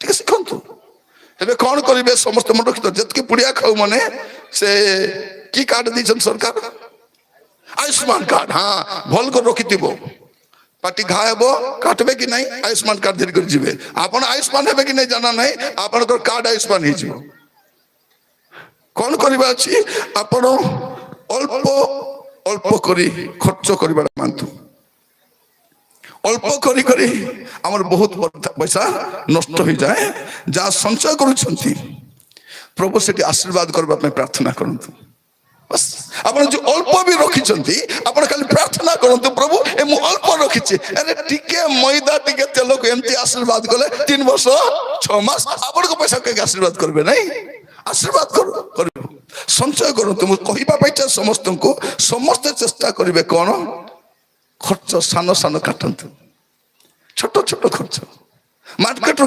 ଗୋଟାଇକି ଆଣନ୍ତୁ ନାହିଁ ଅଳ୍ପ ଭଉଣୀ ମାନେ 5ଟା ନେଲ ପଲିସ କିଣୁଛ 2ଟା କମାଇ ଦିଅ ଜୁତା 4ଟାକୁ 2ଟା କମାଇ ଦିଅ ଛୋଟ ଛୋଟ ଖର୍ଚ୍ଚ ଗୁଡାକ କାଟିବାର ଅଛି ତେବେ ଯାଇକରି କଣ ହେଇପାରିବ ଋଣ ମୁକ୍ତ ହେଇପାରିବେ ଆପଣ ଆମେ କଣ ୟାର ପଇସା ବଢୁ ନାହିଁ ଖର୍ଚ୍ଚ ବଢୁଛି ଋଣ ବଢି ବଢି ଚାଲୁଛି ଆରେ ଖାଇବୁ ନାହିଁ କି ଆରେ ପିନ୍ଧବୁ ନାହିଁ କି ଋଣ କରିଛୁ ବୋଲି ପିନ୍ଧବୁ ନାହିଁ କି ଆମେ ଖାଇବୁ ନାହିଁ କି ଏ ବୁଆ ଦେଖିବେ ଋଣ ନେବା ଲୋକ ଟେମ୍ପୋରାରୀ ଅଧିକ ସେଟା ମଝିରେ ଗୋଟେ ମା ଗୋଟେ ଋଣ ମାଗବାକୁ ଯାଇଥିଲା ସେ କଣ କରୁଛି ତାର ବ୍ୟାଙ୍କ ଖାତା ମାନେ 4ଟା ବ୍ୟାଙ୍କର ଅଛି 4ଟା ଖାତା ଜିରୋ 4 ନା ଡବୁ ନାହିଁ ଆନ୍ଧ୍ରା ବ୍ୟାଙ୍କ ଷ୍ଟେଟ ବ୍ୟାଙ୍କ 4ଟା ବ୍ୟାଙ୍କର ଖାତା ତରଲା ମିନିଟ୍ରେ ଯାହାକୁ ଉଧାର ମାଗବାକୁ ଯାଇଛି ସେ ପଡି ନାହିଁ ହେଟି लो ମୋର 4ଟା ଖାତା ଅଛି ଏବେ ମତେ ଚେକବ ବେ ଡବୁ ଏଠି ମୁଁ ରିଟାୟାର ହେଲେ ମିଳିଯିବ ବୋଲି ଯାଇଛି ହେଲା କଣ କରିଛି ଜଣଙ୍କର ସୁନା ଉଧାର ମାଗି କରି ପିନ୍ଧି କରି ଯାଇଛି ହେଲା ସୁନା ଉଧାର ମାଗି କରି ଗୋଟେ କାର ଗୋଟେ ଭଡା କରି ଯାଇଛି ଉଧାର ମାଗବା ପାଇଁ କାରଣ ଆଜିକାଲି ଦେଖନ୍ତୁ ଭିକ କେମିତି ମିଳିବ ଭେକ ଦେଖି ଭିକ ତ ଉଧାର ମାଗବା ପାଇଁ ଲୋକ କଣ କରିବେ କାର ଚେକ କରି ଆସିବେ ଏ କାର ଭଡା କରି ଗଲା ଉଧାର ମାଗବା ପାଇଁ ସେ ଦେଲା ନାହିଁ ମୋର ବାକ୍ୟ ଶୁଣି ଦେଇଛି କାହିଁକି ସେ ଦେଇ ନାହିଁ ଭାରି ଆଇଲା ସେ कार वाला डांडरे काठी आईची ए घर बारू नहीं पैसा देवार अच्छी मु बताली भाई एत समय है कौन है दोनों नहीं टे गाड़ी भड़ा देवार अच्छी कौटी जाइथिलो सिटी जाइथिली से देई नहीं पैसा आजिकल लोक उधार मागवा पे भी टिपटाप ही आसबे अनेक लोक घर देखंतु कन्या देखबा केते आसबे कन्या देखबा सब सुना बना पिंधि भारी देख ये केते मार्जन लोक तार आता बेकवर्ती सुना तार भांजी बेकवर्ती सुना तार बुहारी बेकवर्ती सुना हे सुना से सुना ये आमर टकी गले मिसा सुना रेखा देखला को सब उधार मागी कर पिंधि जाइछथि गला पर बेटी देबे आपन को छियो बाहाई गला पर जो सुना नेबो कि नहीं ताको मिला बिकवार योजना ହେଇସାରିଛି। প্রিয় ভাই ভনী মানে চতুর্থ বিষয় কଣ କରିବେ ଆପଣଙ୍କ ଛୋଟ ଛୋଟ ସମସ୍ତ କହିବା ପାଇଁ ଚାहे ଛୋଟ ଛୋଟ ଖର୍ଚ୍ଚକୁ ଆପଣ କାଟନ୍ତୁ। ଆପଣ ଜୁତା ଯଦି ଭଲ ଅଛି ଆଉ ଜୁତା ଗୋଟେ କିଣନ୍ତୁ ନାହିଁ। ଡାଲି ଯଦି ଅଛି ଆଉ ଡାଲି ଆଣନ୍ତୁ, ଡାଲି ସରୁ ତେଲ ସରୁ, ତେଲ ସରିଲା ପରେ କଣ୍ଡିସନକୁ ଆଣନ୍ତୁ। 4ଟା ତେଲ ଡବା ରଖନ୍ତୁ ନାହିଁ, ସରୁ ସେଟା ପାଉଡର 4ଟା ଆଣି ରଖନ୍ତୁ ନାହିଁ। ଛୋଟ ଛୋଟ ଆବଶ୍ୟକତା ଗୁଡାକ ଆପଣ କାଟିବା ବି ଚେଷ୍ଟା କରନ୍ତୁ, ଆପଣ ଋଣ ମୁକ୍ତ ହେଇଯିବେ। ପଞ୍ଚମ ବିଷୟ ଆପଣ ଦେଖନ୍ତୁ ହିତୋପଦେଶ 15 ପର୍ବ 16 ପଦ। ହିତୋପଦେଶ 15:16 ଅଶାନ୍ତିଯୁକ୍ତ ବହୁତ ସମ୍ପତ୍ତି ଅପେକ୍ଷା ସଦାପ୍ରଭୁଙ୍କ ଭୟଯୁକ୍ତ ଅଳ୍ପତା ଭଲ। କଣ ଲେଖା ଯାଉଛି? ଅଶାନ୍ତିଯୁକ୍ତ ବହୁ ସମ୍ପତ୍ତି ଅପେକ୍ଷା ସଦାପ୍ରଭୁଙ୍କର ଭୟଯୁକ୍ତ ଅଳ୍ପତା ଭଲ। ଯେନ୍ ୟୁଟ୍ୟୁବରେ ଅଛନ୍ତି ମୁଁ ସେମାନଙ୍କୁ କହିବା ପାଇଁ ଚାହେଁ ଶେଷ ଯାଇଥାନ୍ତୁ। ମୁଁ ଆପଣଙ୍କ ପାଇଁ ପ୍ରାର୍ଥନା ମଧ୍ୟ କରିବା ପାଇଁ ଚାହେଁ। ଆଜି ମୋର ପ୍ରାର୍ଥନା, ମୁଁ ଜାଣେ ନାହିଁ ଆପଣଙ୍କ ଏରିଆରେ ପୁଣି କେବେ ଆସି ହବ, ରେଗୁଲାର ଆସିବାଟା ହଉନାହିଁ, ଚାରିଆଡେ ଯିବାର ଅଛି, ସମୟ ବି ନାହିଁ। ତ ସେଇଥିପାଇଁ ମୁଁ ଆଜି ଚେଷ୍ଟା କଲି ଟିକେ ସମ୍ବାଦ ଗୋଟେ ଦେବା, କାହିଁକି ଆପଣ ନେକ୍ସଟ ଟାଇମ ଆସିଲା ବେଳକୁ ଋଣ ମୁକ୍ତ ହେଇଥିବାର ଅଛି, ହେଇଥିବାର ଅଛି। ପ୍ରିୟ ଭାଇ ଭଉଣୀ ମାନେ ପ୍ରଭୁ ଆପଣଙ୍କୁ ଅନୁଗ୍ରହ କରନ୍ତୁ। ପଞ୍ଚମ ବିଷୟ କଣ ଲେଖା ହେଇଛି ଏଠି? ଅଶାନ୍ତିଯୁକ୍ତ ବହୁ ସମ୍ପତ୍ତି ଅପେକ୍ଷା ସଦାପ୍ରଭୁଙ୍କ ଭୟଯୁକ୍ତ ଅଳ୍ପତା ଅଳ୍ପତା ଭଲ। ମାନେ କଣ? ଆପଣ ଯାହା ଅଛି ସେଥିରେ ସନ୍ତୁଷ୍ଟ ଥାନ୍ତୁ, ଅଳ୍ପତାରେ ସନ୍ତୁଷ୍ଟ ଥାନ୍ତୁ। এইটা হচ্ছে পঞ্চম বিষয়, বি কন্টেন্ট। কোন আছে? যাহা ଅଛି ଆପଣ কোন ଥିବା ଅଛି কন্টেন্ট, ଆପଣ ସନ୍ତୁଷ୍ଟ ହେଇକି ରୁହନ୍ତୁ। ଯାହା ଅଛି ସେଥିରେ ସନ୍ତୁଷ୍ଟ ରହିବା ଦ୍ୱାରା ଆପଣ ଅତି କଷ୍ଟଦାୟକ ଅଭ୍ୟାସ ସବୁରୁ ବାହାରି ପାରିବେ। ଅସମ୍ଭବ ନୁହେଁ ପ୍ରିୟ ମାନେ, ଅଳ୍ପରେ ସନ୍ତୁଷ୍ଟ ହେବାଟା ଅସମ୍ଭବ ନୁହେଁ, ଅଭ୍ୟାସ ହେବା ଦରକାର।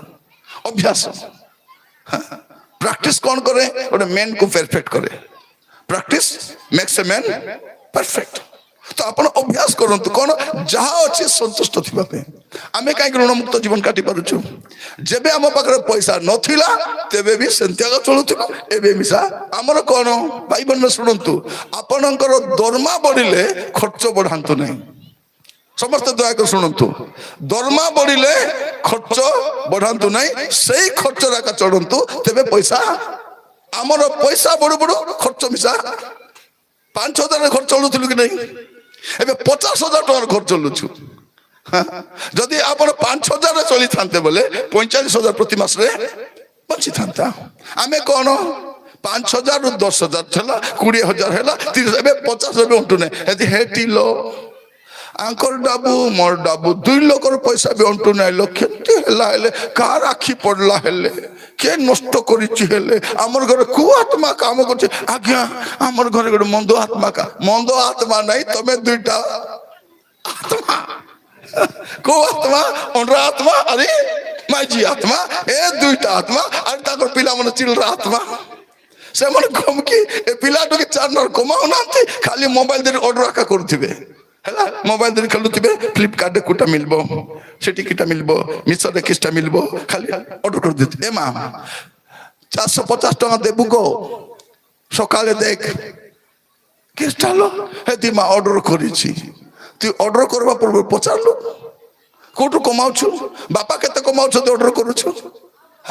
ଏ ବାପା ଏ ଘର ଯାକ ଲୋକ ଖୁସି କରିବି ବୋଲି ବୋଲି ବାପଡ଼ାର ମୁଁ ପେଚା ପରା ହେଇଯାଇଛି। ଦେଖନ୍ତୁ ସ୍ୱାମୀ ମାନଙ୍କର ମୁହଁ କେମିତି ହେଇଛି। ଭଉଣୀ ମାନେ ଟିକେ ସ୍ୱାମୀର ମୁହଁକୁ ଭଲ କରି ଦେଖ, ଟିକେ ଭଲ କରି ଦେଖ, ଦୟା ହେବ ଆପଣ ମାନଙ୍କୁ। ବାପଡ଼ାର ଦେହ ଖରାପ, ଏବେ ବିପି, ଏବେ ଡାଇବେଟିସ୍, ମୁଣ୍ଡ ବଥା ହେଲେ ବି ଧାନ୍ତ ପଡା ଖାଉଥିବା ଅଛି। ଟିକେ ବସ ମୋ ଘରେ ବୋଲବାଟା କି ନାଇଁ, ତୁଇ ବସଲେ କେମିତି ହେବ? ଜଣେ ଲୋକ ମତେ କହୁଥିଲା, ଆଜ୍ଞା ଯଦି ଆଜି ମୋର ମରଣ ଆସିଲେ ମଧ୍ୟ ମୁଁ ଚିଠିଟାକୁ ବାନ୍ଧିବାକୁ ମରବାର ଅଛି, ମୋର ମାଝି ଛାଡବ ନାହିଁ ମତେ ବୋଧେ। ଭାବି ଦେଖନ୍ତୁ ପ୍ରିୟ ମାନେ, ଚିଲଡାଇନି ଛାଡବ ଏ ଋণ ସେତେ ତାକୁ ମୁଁ ନୂଆ ନାଁ ଦେଇଛି ଭାସି ଯିବା ଖଟଲା ଭୁକେ ଲାଦି ହେବାଟା। ଗୁରୁବୃନ୍ଦର ଭଲ ନା କଣ? ଭାସି ଯିବା ଖଟଲା ଭୁକେ ଲାଦି ହେବାଟା। କୁଆଡେ ଭାସି ଯାଉଥିଲା ସେ କାଠ ଗଣ୍ଡି ଆମର ଛାତିରେ ଆସିକରି ଆଲଜି ଯାଇଛି।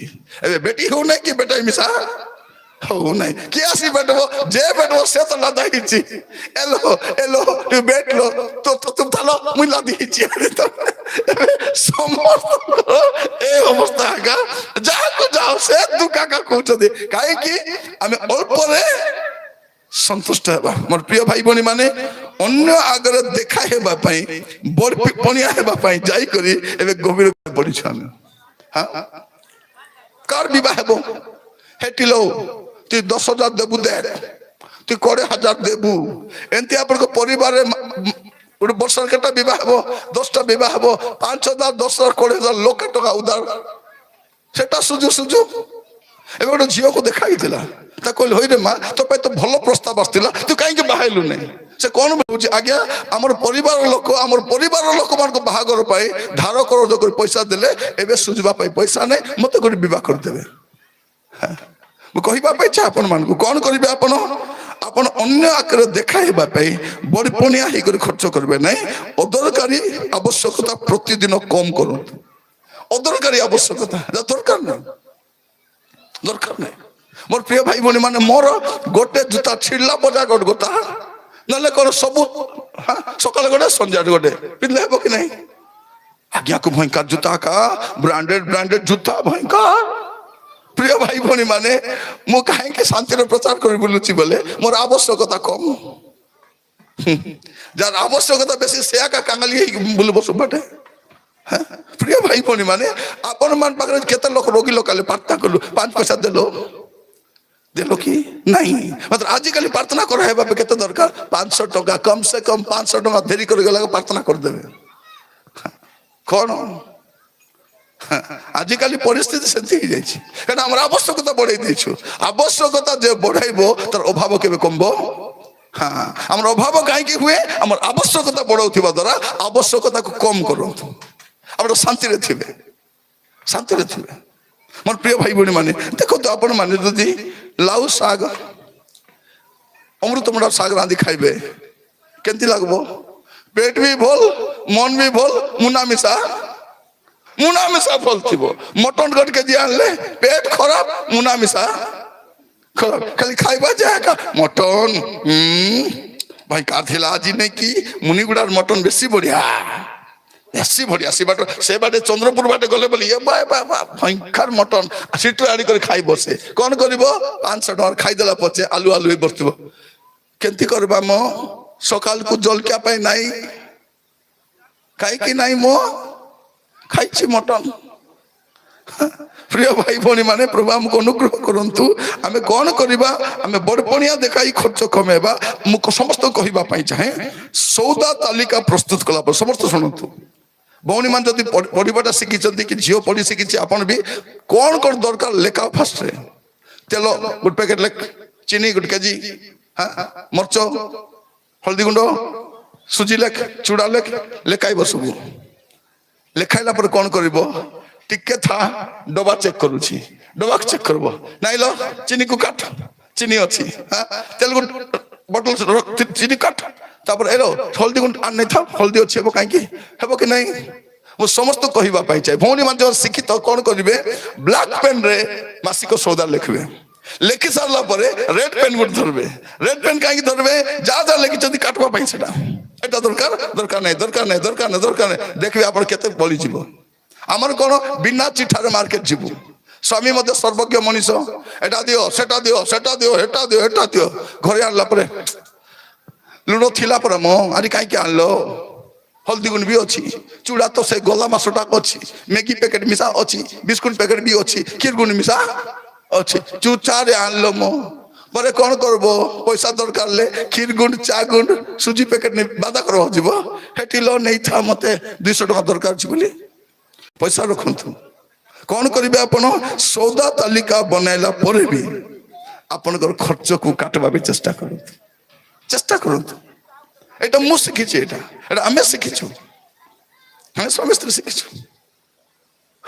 ଆମେ ବି ଘର ଅଭାବ ଦେଇ ଯାଇଛୁ, ଋଣ କରିନାଉ। ଜଣେ ଲୋକ ଆମ ଦାଣ୍ଡରେ ଆସି ଠିଆ ହେଇପାରିବ ନାହିଁ ଯେ ନିରଞ୍ଜନ ତୁରକୁ ମୁଁ 100ଟା ଟଙ୍କା ଦେଇଛି ବୋଲି, 10ଟା ଟଙ୍କା ଦେଇ ବୋଲି ଲୋକର କ୍ଷମତା ନାହିଁ, ଆସି କହିପାରିବ ନାହିଁ ନିରଞ୍ଜନ ତୁରକୁ 10 ଟଙ୍କା ଦେଇଛି ବୋଲିକରି। ଆମେ ଦୀନତା ବି ଭୋଗ କରି ଜାଣିଛୁ, ପ୍ରଚୁରତା ବି ଭୋଗ କରି ଜାଣିଛୁ। ସେଥିପାଇଁ ମୁଁ ଆପଣ ମାନଙ୍କୁ କହିବା ପାଇଁ ଚାହେଁ, ଏ ଅଭାବ ସବୁବେଳେ ଥିବ ନାହିଁ, ଏ ଦୁଃଖ ସବୁବେଳେ ଥିବ ନାହିଁ, ଟିକେ ସଂଯତ ହୁଅନ୍ତୁ। ଋଣ ନ ସୁଝିବା ଯାଏ ଭଉଣୀ ମାନେ ଶାଢୀ କିଣନ୍ତୁ ନାହିଁ। 5 ବର୍ଷ ଶାଢୀ କିଣିବାଟା ବନ୍ଦ କରି ଦିଅନ୍ତୁ, ଋଣ ସୁଝିଯିବ। ସୁଝିବେ କି ନାହିଁ? ମୁଣ୍ଡ ଭର୍ତ୍ତି ଋଣ ଥିବ, ଶାଢୀ ଘେନା ପିନ୍ଧିବି ନାହିଁ କେ ତାର ବିବାହ ବେଲେ 21 ଅଛି ପିନ୍ଧିବି ନାହିଁ ମୁଇଁ ପୁଣି ପିନ୍ଧିବି ନାହିଁ ମାଉସୀ ହେଇଛି 21 ପାଇଁ ତମର 21 କାର ଘରର 21 କାର ଘରର ବିବାହ କାର ଘର କଣ ଏସବୁ ପାଇଁ ଶାଢ଼ୀ କିଣି କରି ଗଦା କଣ ପାଇଁ ଏ ହାଗି ନ ଜାଣିବ ପିଲା ପାଇଁ କାହିଁକି 4,000 ଟଙ୍କା ଲୁଗା କିଣିଦବ କଣ ତାକୁ ମାମୁଲି 100-200 ଟଙ୍କା ଲୁଗା କିଣିଦବ ଆରାମରେ ବଡ ହେଲେ ବଡଟା ପିନ୍ଧିବ ଏ ପିଲା ତ 18ଟା ଜୁତା ହଜାଇବ ତାକୁ କାହିଁକି 200 ଟଙ୍କା ଜୁତା କିଣିଦବ ତାକୁ 50 ଟଙ୍କା ଚପଲ କିଣି ଦିଅ ହଜାଉ ଯେତିକି ହଜାଉଛି ହଜାଉ ପରେ ଜୁତା ବେମାର ଗଲା କାହିଁକି ଯିବାର ଅଛି କଣ ପାଇଁ ଯିବାର ଅଛି ପ୍ରିୟ ଭାଇ ଭଉଣୀ ମାନେ ତମେ ତ ଘରେ ଅଛ ଦିନ ଯାକ କାହିଁକି ହାଗିସ୍ ପିନ୍ଧଉଛ ସେ ହାଗିସ୍ ପ୍ୟାଣ୍ଟଟା ବୋଧା ସରୁଛି କଣ କରିବ ଟିକେ କଣ କରିବ ସେମାନଙ୍କୁ କପଡା ଟିକେ ପିନ୍ଧ ହାଗଲାଟା ଫିଙ୍ଗବି ପୁନି ତମେ ନିଜର ପିଲାଟା ହାଗଲାଟା ଫିଙ୍ଗୁଛ ପରା ପଇସା ସଞ୍ଚୟ କରନ୍ତୁ ଅଦରକାର ଖର୍ଚ୍ଚ କାଟନ୍ତୁ ସମସ୍ତଙ୍କୁ କହିବା ପାଇଁ ଚାହେଁ ମୋର ପ୍ରିୟ ଭାଇ ଭଉଣୀ ଦୟାକରି ଶୁଣନ୍ତୁ ଅନେକ ମା ମାନେ କଣ କରିବେ ଡବାରେ ଆଗେ ସେ ପାଣି ଇଏରେ ବାଲ୍ଟିରେ ଆଗେ ସର୍ଫ ପକାଇବେ 3 ମୁଠା ସର୍ଫ ପକାଇଦେବେ ପରେ ଲୁଗା ଖୋଜିବାକୁ ଯିବେ ଲୁଗା ଖୋଜିଲା ବେଳକୁ ସ୍ୱାମୀର ବାନିୟନ ସାନ ପିଲା ଚେଡି ତମର ନାଇଟି ବାହାରିବ କେତେ ବରା ପକାଇଛ 2 ମୁଠା କି 3 ମୁଠା ଆଗ ଲୁଗା କାଢବ ଲୁଗା ଦେଖିକି ସର୍ଫ ପକାଇବ ଆଉ ଯଦି କାଚବାର ନାହିଁ ବତରାଇବ ନାହିଁ ବତରାଇ ଦେଇ ଆଜି କାଚବି ନାଇଁନି କାଲିକୁ କାଚବି ବେ ଲୁଗା ଭଲ ଥିବ କାଚି ଦେଇ ଶୁଖାଇ ଦେଲା ପରେ ସମାନ ଆକାଶ ଚନ୍ଦ୍ର ତାରା ସବୁ ଦିଶୁଥିବ କେମିତି ଫାଟି ଗଲା ଫାଟି ନାହିଁ ଫାଟାଇ ଦେଲ ତମେ ଅନେକ ଲୋକ ତ କାହିଁକି ଅଭାବ ଯାଉନାହିଁ ଆପଣ କଣ କରିବେ କିଚେନ ରେ ଯିବେ କାମ ସରିଲେ କିଚେନ ରୁ ବାହାରିବେ କଣ କରିବେ ଡାଲି ବସାଇ ଇଆଡେ ଆଡେ ବୁଲୁଥିବେ ସିଆଡେ ତେଲ ପକାଇ ଦେଇ ପିଆଜ ଖୋଜି ବୁଲୁଥିବେ ଗ୍ୟାସ ଶସ୍ତା କି କଣ ମୋର ପ୍ରିୟ ଭାଇ ଭଉଣୀ ମାନେ ଏ ଶିକ୍ଷା ଗୁଡାକ ମା ମାନଙ୍କୁ ମା ମାନେ ଦେବା କଥା କିନ୍ତୁ ମା ମାନେ ନାହିଁ ଭାଇ ମୁଇଁ ଆକା ମା ମୁଇଁ ଆକା ବାବା ପରା କଥା ହଉଛି କାରଣ ଆମେ ହଉଛୁ ଆତ୍ମିକ ପିତା ମାତା ମାନେ ମୁଁ କାହିଁକି ଏଟା ଆପଣ କହୁଛି ଯତ୍ନବାନ ହେବେ କଣ କରିବେ ଆପଣଙ୍କ ଯାହା ଅଛି ସନ୍ତୁଷ୍ଟ ହେବେ ସୌଦା ତାଲିକା ପ୍ରସ୍ତୁତ କରିବେ 6 ନମ୍ବର ବିଷୟ ହିତୋପଦେଶ 11 ପର୍ବ 24-25 ହିତୋପଦେଶ 11 ତାର 24 ଆଉ 25 कई कई वितरण करी आहुरी बढ़ती पुणी कई कई उचित व्यय अस्वीकार कले हैं तहिरु केवल अभाव जन्मे दानशील प्राणी परितृप्त हेब आहुरी जल सेचनकारी आपे मध्य जल सेचित हेब षष्ठ विषय कौन अच्छी उदारचित भाव दान करेंगे कौन करेंगे हितोपदेश 11 पर्व 24-25 आपण जदि ऋणमुक्त होगापी चाहते उदार भाव दान दिंतु कौन करवा अच्छी संचय कहीं करेंगे दान देवाई संचय करेंगे दान देवाई संचय करंतु प्रभु आपण मान अनुग्रह करंतु कृपणता हमको दरिद्रता आड़ को कढ़ेनी कृपणता इवन आप अभाव थिले मध्य आपण दान देवाई पछातु ना कारण दान जे सेचन करब से भी आपे सेचित हेब तेणु आप कौन करवा अच्छी प्रिय भाई बहन माने देवाई रखंतु आपण जो पैसा मिलूँ प्रति मास खाली खर्च करवा प्लान नहीं संचय करवा प्लान आप कटक आसतु देखिए आम कटक रहीक गुड़े विषय शिखीचु भल विषय कारण ओडार सबुठ शिक्षित लोक मानक आप कौटी देखिए कटक देखिए बालेश्वर देखिए ब्रह्मपुर देखिए संबलपुर देखिए से रहीकि आम शिखीचु आम तो कोरापुटिया परा आम के शिखी था प्रभु आमको शिखाइबा नेले से कौन करती इनवल्व गुड़ाक आनी था से इनवल्व कोटी 500 कोटी 1000 कोटी 200 कोटी 100 पकाई रखी था एटा एफएमबीबी पाई एटा आईएम पाई एटा पालक बाबू पाई एटा स्वाधीन प्रचार पाई एटा मंडली पाई एटा गरीब लोक पाई सब अलगा रखी था आमे कौन प्रभु को दास मन आसले मुंड खा जाए आज्ञा दे थांतु जे आज्ञा तो नांती सदिन आज्ञा सब डाबुदरी पलाइले बोलला बोला न देवर बहाना भौणी मान को देखुच पर आज्ञा आमर अवस्था आदि के तो पास्टर को उद्धार मागुथिबे माने कि विचित्रता माने एटा भयंकर किलस मन एटा कौन करिवे पालक को उद्धार मागबे दया करी केबे पास्टर को उद्धार मागबो नै पालक को उद्धार मागबो बोले अभिशाप पाइबो पालक को आपण देबे ना अरे पालक पैसा न कौन बोलथिबे मुस्का पास्टर से देई थांता त स्त्री का मुस्कीटा अरे से माने तो तमरो दान रे चलुछंती से माने तुमको कोठर देबे ताकू उद्धार मागबो देखबे के पालक बाइक दिन पलैथिबे कुआरे ସେଠି ଆଜ୍ଞା ଟିକେ ବିଷମଗଡ଼ ଯିବି, ବିଷମଗଡ଼ ଯିବ ମୁନିଗୁଡ଼ା ପଳାଇକ ସେମାନେ ଚନ୍ଦ୍ରପୁର ପଳାଇଥିବ, କାରଣ ପାଷ୍ଟର ଗାଡ଼ିରେ ତେଲ ଥିବ। ଯଦି ପାଷ୍ଟର ଗାଡ଼ିରେ ତେଲ ନ ପକାଇ ବୁଲାଇବ ବୋଲେ ଆଶୀର୍ବାଦ ନାହିଁ, ଗଲା କାମ ଟୁଡୁମ ହେବ ନାହିଁ। ଯଦି ଗାଡ଼ି ନେଇଛନ୍ତି ତେଲ ପକାଇକି ଆଣିବାର ସେଟା ଅନେକ ଲୋକ ସେଇଟା ପାହାଡ଼ କଣ ଖାଇବା ପାଇଁ ଚେଷ୍ଟା କରୁଥିବେ। ଦେଖୁନି, ଥରେ ଜଣେ ମା ଆସି ମୋତେ ଉଦାର ମାଗୁଛି, ବାବୁ ତୁଇ ତ ପ୍ରଭୁର ଲୋକ, ମୁଁ କହିଲି ତୋର ଡାଉଟ ଲାଗୁଛି କି? তুই তো প্রভুর লোক, তুই নদেলে কে দেব বাবু, ଦେଇଥା 2000। ମୁଁ କହିଲି ଆଗ ନାନୀ তোকে লাজ ଲାଗୁଛି କେମିତି? ଏ ଲାଙ୍ଗୁଏଜ କହିଲି ତୋତେ ଲାଜ ଲାଗୁଛି କି ନାହିଁ? তুই মোকে মাগুଛୁ, তুই মতে দেবা কথা, মুই তো প্রচারক গোটে, মতে কে দেলে মুই চলুছি, মোকে মাগবো। তুই প্রভুর লোক বলি মাগলি, হ্যাঁ মুই প্রভুর লোক, মাত্র দেবা লোক নাই, মুই উদার দেবা লোক নাই। তোকে উদার দেবি আর তোর ডান্ডি রাস্তি আইছি, মা মা 2000 টাকা মিলু মা বলে, কে আসা যা বলে, নাই ন দেতা ন লেতা, কাম সরলা কথা। প্রিয় ভাই বোন মানে প্রভুଙ୍କ দাস মানে খুশিরে যদি দেবে, কার দেহ খারাপ ହେଲା, কার অসুস্থ ହେଲା ଯିବେ, আমি দৌনু বলবার না, আমি দৌছু, কিন্তু উদ্ধার উদ্ধার নাই। কেটা বিশ্বাস মানে পাস্টর উদ্ধার নেলা পর নেক্সট মন্ডলীকে বলাইবে, এর মা বলছিবে তাকে সিটি বলাইছিবে। আরে কেজন কোন কবে হই তুমি ন দেলে কে দেব, তুমি দেবার অছি, তমটা খাইবু তা, এ বাপরে খাইবু তা। ভাই ভଉଣୀ ମାନେ କଣ କରିବେ, ଆପଣ ଦାନ ଦେବା ସମୟରେ ଆପଣ ଦାନ ଦେବା ଗୋଟେ ତିଆରି କରନ୍ତୁ।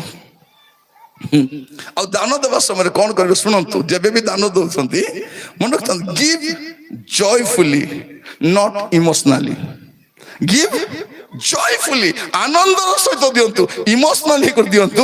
ବେଳେ ବେଳେ ଆବେଗରେ କଣ ସବୁ ପେଟି ଧରି ଦେଇଥିବୁ, ଦିଅନ୍ତୁ ନାହିଁ ସେମିତି, ଆନନ୍ଦରେ ଦିଅନ୍ତୁ କିନ୍ତୁ ଭାବପ୍ରବଣ ହେଇକରି ଦିଅନ୍ତୁ। ହେଠି ଲୋ ଦେଉ ଦେଉ କାନଟା ବେଟି ତ ଦେଇଦେଲି। ଆରେ ଗୋଟେ ମିଟିଂ ଚାଲିଥିଲା, ମୋର ଭଉଣୀ ଯାଇଥିଲା ଆଉ ମୋର ଭାଣିଜୀ ଯାଇଥିଲେ, ବାକ୍ୟ ଶୁଣୁ ଶୁଣୁ ସେମାନଙ୍କୁ ପୁରା ଉଛୁଳି ପଡିଲା, ଖାନ୍ଦା ପକାଇ ପକାଇ ଦେଇକରି ବାହାରି ଆସିଛନ୍ତି। ନାଇଁ ଭାଉଜ ସେ ପ୍ରଭୁଙ୍କ ଦାସ ମାଗିଲେ ତ କେଉଁମାନଙ୍କ ସୁନା ଅଛି, ପ୍ରଭୁଙ୍କ ସେବା ପାଇଁ ଦିଅ ବୋଲାରୁ ବେଟି କରି ଦେଇଦେଲେ। ଏବେ ଯାଇ ମୁଁ ଦେବି କି ତାକେ? ବିବାହ ହେଲା ବେଳେ ଯାହା ଦେଇଥିଲୁ ଯଥେଷ୍ଟ, ଆରେ ତୁଇ କୋଉଠି ଚାନ୍ଦା ପକାଉଛୁ ମୁଁ ତାକୁ ଦଉଥିବି? ନାଇଁ, ଆପଣ ଦିଅନ୍ତୁ, ଜୟଫୁଲି ଦିଅନ୍ତୁ, ଇମୋସନାଲି ନାଇଁ। ଅନେକ ଲୋକ ଇମୋସନାଲି ଫୁଲ ହଉଛନ୍ତି, କହି ଏମିତି ଭାବ ପ୍ରବଣ କରିଦଉଛନ୍ତି ସବୁ ବେଟି। ଯଦି କେବଳ ସୁସ୍ଥ ହେବା ପାଇଁ ଚାହୁଁଛନ୍ତି 1000 ଟଙ୍କା ଆଣିକି ଦିଅନ୍ତୁ, ମୁଁ ପ୍ରାର୍ଥନା କରିବି ଆଉ ପ୍ରଭୁ ଆପଣ ମାନେ ସୁସ୍ଥ କରିବେ। ପ୍ରଭୁ ଡାବୁନି ସୁସ୍ଥ କରିବେ? ପ୍ରଭୁ ତ କହୁଛନ୍ତି ବିନା ମୂଲ୍ୟରେ ପାଇଛ, ବିନା ମୂଲ୍ୟରେ ଦିଅ ବୋଲିକରି। ଏଟା ମୁଁ କିଛି ପାଇଁ ନଉଛି କଣ? ପ୍ରଭୁକୁ ଦେଖିଲି ବାନ୍ଧୁଛି ଟ୍ୟାକ୍ସ। ଏ ବାବୁ ତ ସୁସ୍ଥ କରି ଦାନ ଦେଇଥିଲି, ତୁ ପଇସା ବାନ୍ଧବୁ କି ନାହିଁ? ପଇସା ଯଦି ବାନ୍ଧବୁ ନାହିଁ, ସୁସ୍ଥ କରି ଦାନ କ୍ୟାନ୍ସଲ, ପଠାଇବି ପ୍ରଭୁ ପଠାଇବି। କଣ ପ୍ରିୟ ଭାଇ ଭଉଣୀ ମାନେ କଣ ହଉଛନ୍ତି ଆପଣ ମାନେ? କଣ ନାଡ଼ିଆ ତେଲ ସୁସ୍ଥ କରିବ ତମକୁ? 50 ଟଙ୍କା ନାଡ଼ିଆ ତେଲ 200 ଦେଖି ଆଣିବ ତମେ? ତମଠୁ ବୁଦ୍ଧିମାନ କିଏ ଅଛି? କିଏ ଅଛି? ଗୋଟେ ଜାଗାରେ ମୁଁ ଯାଇଥିଲି, ସେ ଜଣେ ଲୋକ 2000 ଟା ନାଡ଼ିଆ ତେଲ ବୋତଲ ନେଇଛି। 2000 ଟା ନାଡ଼ିଆ ତେଲ ବୋତଲ ନେଇକରି ବାପଡ଼ା କଣ କରିଛି, କେତେ ଟଙ୍କା? 50 ଟଙ୍କା ନାଡ଼ିଆ ତେଲ 200 ଲେଖା ବିକିଲା। 200 × 2000 କେତେ? ତବେ ହିସାବ କରିବେ। ହଁ ହେଲା, ସବୁ ଦେଇ ଦେଇକରି ମୁଁ କିଛି ନିଏ ନାହିଁ, ମୁଁ ପ୍ରଭୁଙ୍କ ରାଜ୍ୟ ପାଇଁ। କୋଉ ରାଜ୍ୟ? କୋଉ ପ୍ରଭୁଙ୍କ ରାଜ୍ୟ? ଇମୋସନାଲ ଫୁଲ ହୁଅନ୍ତୁ ନାହିଁ ଆପଣ। ଆପଣ ଦାନ ଦେବା ସମୟରେ ଭାବି ଚିନ୍ତି କରି ପ୍ରାର୍ଥନାର ସହିତ ଉଦାର ଭାବରେ ଦାନ ଦିଅନ୍ତୁ। Give joyfully not emotionally. ସପ୍ତମ ବିଷୟ, ହିତୋପଦେଶ 16 ପର୍ବ 16 ପଦ। ହିତୋପଦେଶ 16 କଣ ଲେଖା ଯାଇଛି? ସୁନା ଅପେକ୍ଷା ଜ୍ଞାନ ଲାଭ କରିବା, ରୂପା ଅପେକ୍ଷା ବରଞ୍ଚ ସୁବିବେଚନା ଲାଭ ମନୋନୀତ କରିବାର କିପରି ଉତ୍ତମ। କଣ ଲେଖା? ସୁନା ଅପେକ୍ଷା ଜ୍ଞାନ। ଏବେ କଣ କରିବେ? ଧନ ଠାରୁ ଜ୍ଞାନ ମଧ୍ୟ ସଞ୍ଚୟ କରିବେ। କଣ କରେ? ଜ୍ଞାନ ହିଁ ଧନ ସଞ୍ଚୟ କରିବା ପାଇଁ ସାହାଯ୍ୟ କରେ। ଅନେକ ଲୋକ କଣ, ଧନ ତ ପ୍ରଭୁ ଦେଲେ, ଜ୍ଞାନ ନଥିବାରୁ ସେ ଧନ ବି ପଳେଇଛି। ଜ୍ଞାନ ପ୍ରଭୁ ଆପଣଙ୍କୁ ଦେଲେ, ଆପଣ ଖାଇବେ, ଆପଣଙ୍କ ବାର୍ଦ୍ଧକ୍ୟ ସମୟରେ କାମ ଦେବ, ଆପଣଙ୍କ ପିଲାମାନଙ୍କ ଯତ୍ନ ପାଇଁ ପ୍ରଭୁ ଦେଲେ। ଆମେ କଣ ହେଲୁ ଜ୍ଞାନର ଅଭାବ ସକାଶେ ଜଣକୁ ଦେଇଦେଲୁ, ଖାଇକରି ଖସରି ଗଲା ପରା। ସବୁଦିନ ଆମ ଡାଣ୍ଡ ବାଟେ ଯିବା ଆସିବା ହଉଛି। ଥରେ ଜଣେ ପଇସା ନେଇଥିଲା, ଜଣେ ଆସିକି ମୋ ସ୍ତ୍ରୀକୁ କହିଲେ ହେଠି ଭାଉଜ ଭାଉଜ ବୋଲାରେ ଭାବିଲେ ମୋର ପିଠିରେ ଭଇନି ଏକା ବୋଲଲା ଭଳିଆ, ଭାଉଜ ଦେଇଥ ଭାଉଜ, ବୁଧବାର ଦିନ ଦେଇଦେବି ଭାଉଜ। ସେ ଯୋଉ ବୁଧବାର କହୁছে ସେ ବୁଧବାର କ୍ୟାଲେଣ୍ଡର ଏକା ନାହିଁ। ସେମାନେ କହିବେ କି ଉଦାହରଣ ବାଲା କଣ ବୋଲି କହିବେ 1 ତାରିଖ ଫିଟାଇବି ବୋଲେ ମତେ କୁକୁର ବୋଲି କୁହ। ତ କୁକୁର କାହିଁକି ବାକି ଭାଲୁ କାହିଁକି କହିବୁ? ତାଙ୍କର ଯୋଉ 1 ତାରିଖ କ୍ୟାଲେଣ୍ଡରରେ ନଥିବା 1 ତାରିଖ ଦେବେ ନାହିଁ, ଦେବେ ନାହିଁ। ଏବେ ପଇସା ନେଇ କରି ଆମର ସାମ୍ନାରେ ବୋଲି ଚାଲୁଛନ୍ତି। ମୋ ସ୍ତ୍ରୀ ତାଙ୍କୁ ଦେଖି କାବା ମୁଇଁ କାହିଁକି ଦେଖୁଛ ଗାଲିଲିଓ ଲୋକମାନେ, ତୁମେ କାହିଁକି ଏମାନଙ୍କୁ ଅନାଉଛ? ଏମାନେ ଏମିତି ନେବାର ଅଭ୍ୟାସ ଅଛନ୍ତି, ଦେବାର ଅଭ୍ୟାସ ନାହାନ୍ତି। ତ ପ୍ରିୟମାନେ କଣ କରିବେ? ଆପଣ ଜ୍ଞାନ ଲାଭ କରିବେ। ଅଜ୍ଞାନପଣରେ ଖର୍ଚ୍ଚ କରିବା ଦ୍ୱାରା ଲୋକମାନେ ଅନେକ ବର୍ଷ ପର୍ଯ୍ୟନ୍ତ ଋଣଗ୍ରସ୍ତ ହେଇଛନ୍ତି। ଅଜ୍ଞାନପଣରେ ଖର୍ଚ୍ଚ କରିବା ଦ୍ୱାରା ଅନେକ ବାହାଘରର ଖର୍ଚ୍ଚ ଧୁମଧାମରେ କଲେ, କମ ପଇସା ଉଧାର କରି, ବ୍ୟାଣ୍ଡ ପାଇଁ ଉଧାର, ଭୋଜି ପାଇଁ ଉଧାର, ସେ ଜାଗା ଉଧାର, ଲୁଗା ଉଧାର, ସବୁ ଉଧାର। ଏବେ ବିବାହ ହେଇ ସେ ପଳାଇଲା, ସେ ପିଲା ଆରାମରେ ଅଛି, ବୁଢା ବୁଢୀ ସୁଝୁଛନ୍ତି। ଏବେ ଯୋଉ ପିଲା ପାଇଁ ବାହାଘର କଲୁ ନା ନାହିଁ, ସେ ପିଲାର ଦାୟିତ୍ୱ କଣ ଥିଲା? ମୋର ବାପା ମତେ ବାହାଘର କରେଇଛନ୍ତି, ମୋର ଦାୟିତ୍ୱ କଣ କରିବି? ସେ ଋଣ ମୁଁ ସୁଝିବି। ସେ କଣ କହୁଛି? ତମେ କଲ, ମୁଇଁ ସୁଝିବାର ନାହିଁ। ଆଉ ଅନେକ ଜାଗାରେ ଦୟାକରି ଶୁଣନ୍ତୁ, ଯଦି କିଏ ପେନସନ ପାଉଛ, ହାଟକ ବୋଲି କହୁନି, ପେନସନ ପାଇବା ଲୋକ ଅଛନ୍ତି, ଦୟାକରି ପେନସନ ଲୋନ ନେବେ ନାହିଁ। ସେ ପେନସନ ଆପଣ ରଖିବେ କଣ ପାଇଁ? ଆପଣଙ୍କୁ ଚଳିବା ପାଇଁ, ଆଗାମୀ ସମୟରେ ରୋଗ ହେଲେ ଔଷଧ କିଣି ପାରିବେ, ଆବଶ୍ୟକ ଖର୍ଚ୍ଚ କରିପାରିବେ। ଏ ପିଲାମାନେ କଣ କହୁଛନ୍ତି? ବାପା ଆମେ ଅଛୁ, ବାପା ଡାଡି ଆମେ ଅଛୁ, ଡାଡି ତମେ ପେନସନ ଋଣ ଆଣ କି ନା। ପେନସନ ଋଣ ଆଣିଲେ ସବୁ ଭାଗ ମଣ୍ଟା କରି ନେଇଗଲେ। ଏବେ ବୁଢାକୁ ପେନସନ କମ, ଡକରୀକୁ ପେନସନ କମ, ଔଷ ଘିନି ପାରୁନାହିଁ, ଖାଦି ଖାଇ ପାରୁନାହିଁ, ଖଟେ ବସି ପ୍ରଭୁ ଧେରି ଗଲେ ଏତା ଖାଇକି। ଏବେ ଧେରି ଗଲେ ପେଡିକେ ବନାଇବ, ସେଟା ବି ଚିନ୍ତା। ମୋର ପ୍ରିୟ ଭାଇ ଭଉଣୀ ମାନେ, ପରିସ୍ଥିତି ଏଇଟା ହଉଛି। ଆପଣ କଣ କରିବେ?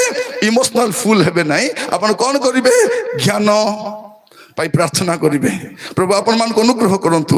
ଅନେକ ଲୋକ ଏବେ ଦେଖନ୍ତୁ, ବାର୍ଥଡେ କରିବେ କି ନା, ସାଣ୍ଟା ପିଲାର ବାର୍ଥଡେ, ସେ ବାର୍ଥଡେରେ ଲକ୍ଷେ ଟଙ୍କା ଖର୍ଚ୍ଚ କରିଥିବେ। ପ୍ରଥମ ଛୁଆ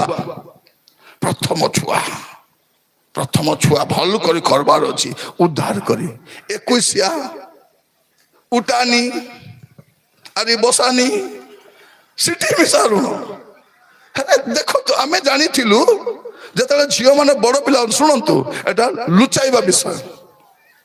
ଝିଅ ମାନେ ବଡ ପିଲା ଲୁଚାଏ, କିଏ ଜାଣିବା କଥା ନାହିଁ। ଏଟା ଆମର ତା ମାନେ ବାଜା ବଜାଇ ଭୋଜି କରି ଟକିକୁ ସାଜାଇକି ରଖୁଛନ୍ତି। ଆମ ଟକି ବଡ ପିଲା ହେଲା, ସେଟା ପାଇଁ ଲକ୍ଷେ ଟଙ୍କା ଗଲା।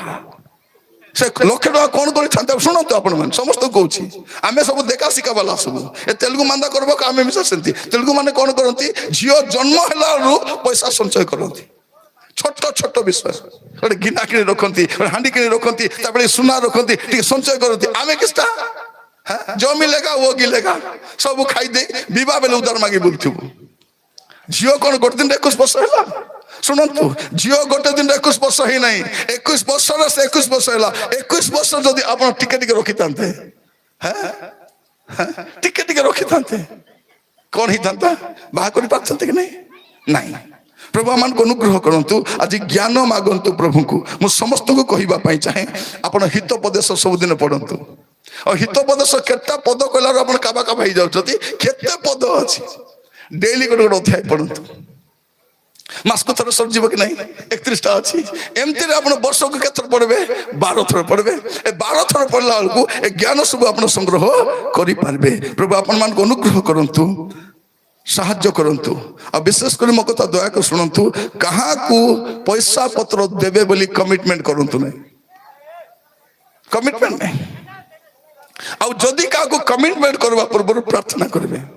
ପ୍ରେ ବିଫୋର ମେଜର ଫିନାନ୍ସିଆଲ କମିଟମେଣ୍ଟ। ଯଦି କାହାକୁ ପଇସା ଦେବା ପାଇଁ ଆପଣ କମିଟମେଣ୍ଟ, ଆଗ ପ୍ରାର୍ଥନା କରନ୍ତୁ। ଏଟା ସ୍ତ୍ରୀ ଦେଇଥିବ ସ୍ୱାମୀକୁ ଜଣା ନାହିଁ, ସ୍ୱାମୀ ଦେଇଥିବ ସ୍ତ୍ରୀକୁ ଜଣା। ସେ ପଇସା ଆଣ, ଥାଉ ଥାଉ ପରା, ଦେଖିଲା ଦେଇ ଦେଇଛି, ସେ ସ୍ୱାମୀ ଦେଇ ଦେଇଛି। ସ୍ୱାମୀ ସ୍ତ୍ରୀ ହେଇଛନ୍ତି, ମିଶିକରି ଖର୍ଚ୍ଚ କରନ୍ତୁ। ଅନେକ ସ୍ତ୍ରୀ ମାନେ ଜାଣି ନାହାନ୍ତି ସ୍ୱାମୀ କେତେ ପଇସା ପାଉଛନ୍ତି, ଜଣା ନାହିଁ। ଥରେ ଜଣଙ୍କ ଘରକୁ ଯାଇଥିଲି, ସେ ସ୍ୱାମୀ ସ୍ତ୍ରୀ ବସିଛନ୍ତି, ହଠାତ୍ ପଚାରିଲି, ସାର୍ ଆପଣ କେତେ ପଇସା ପାଉଛନ୍ତି? 1,20,000।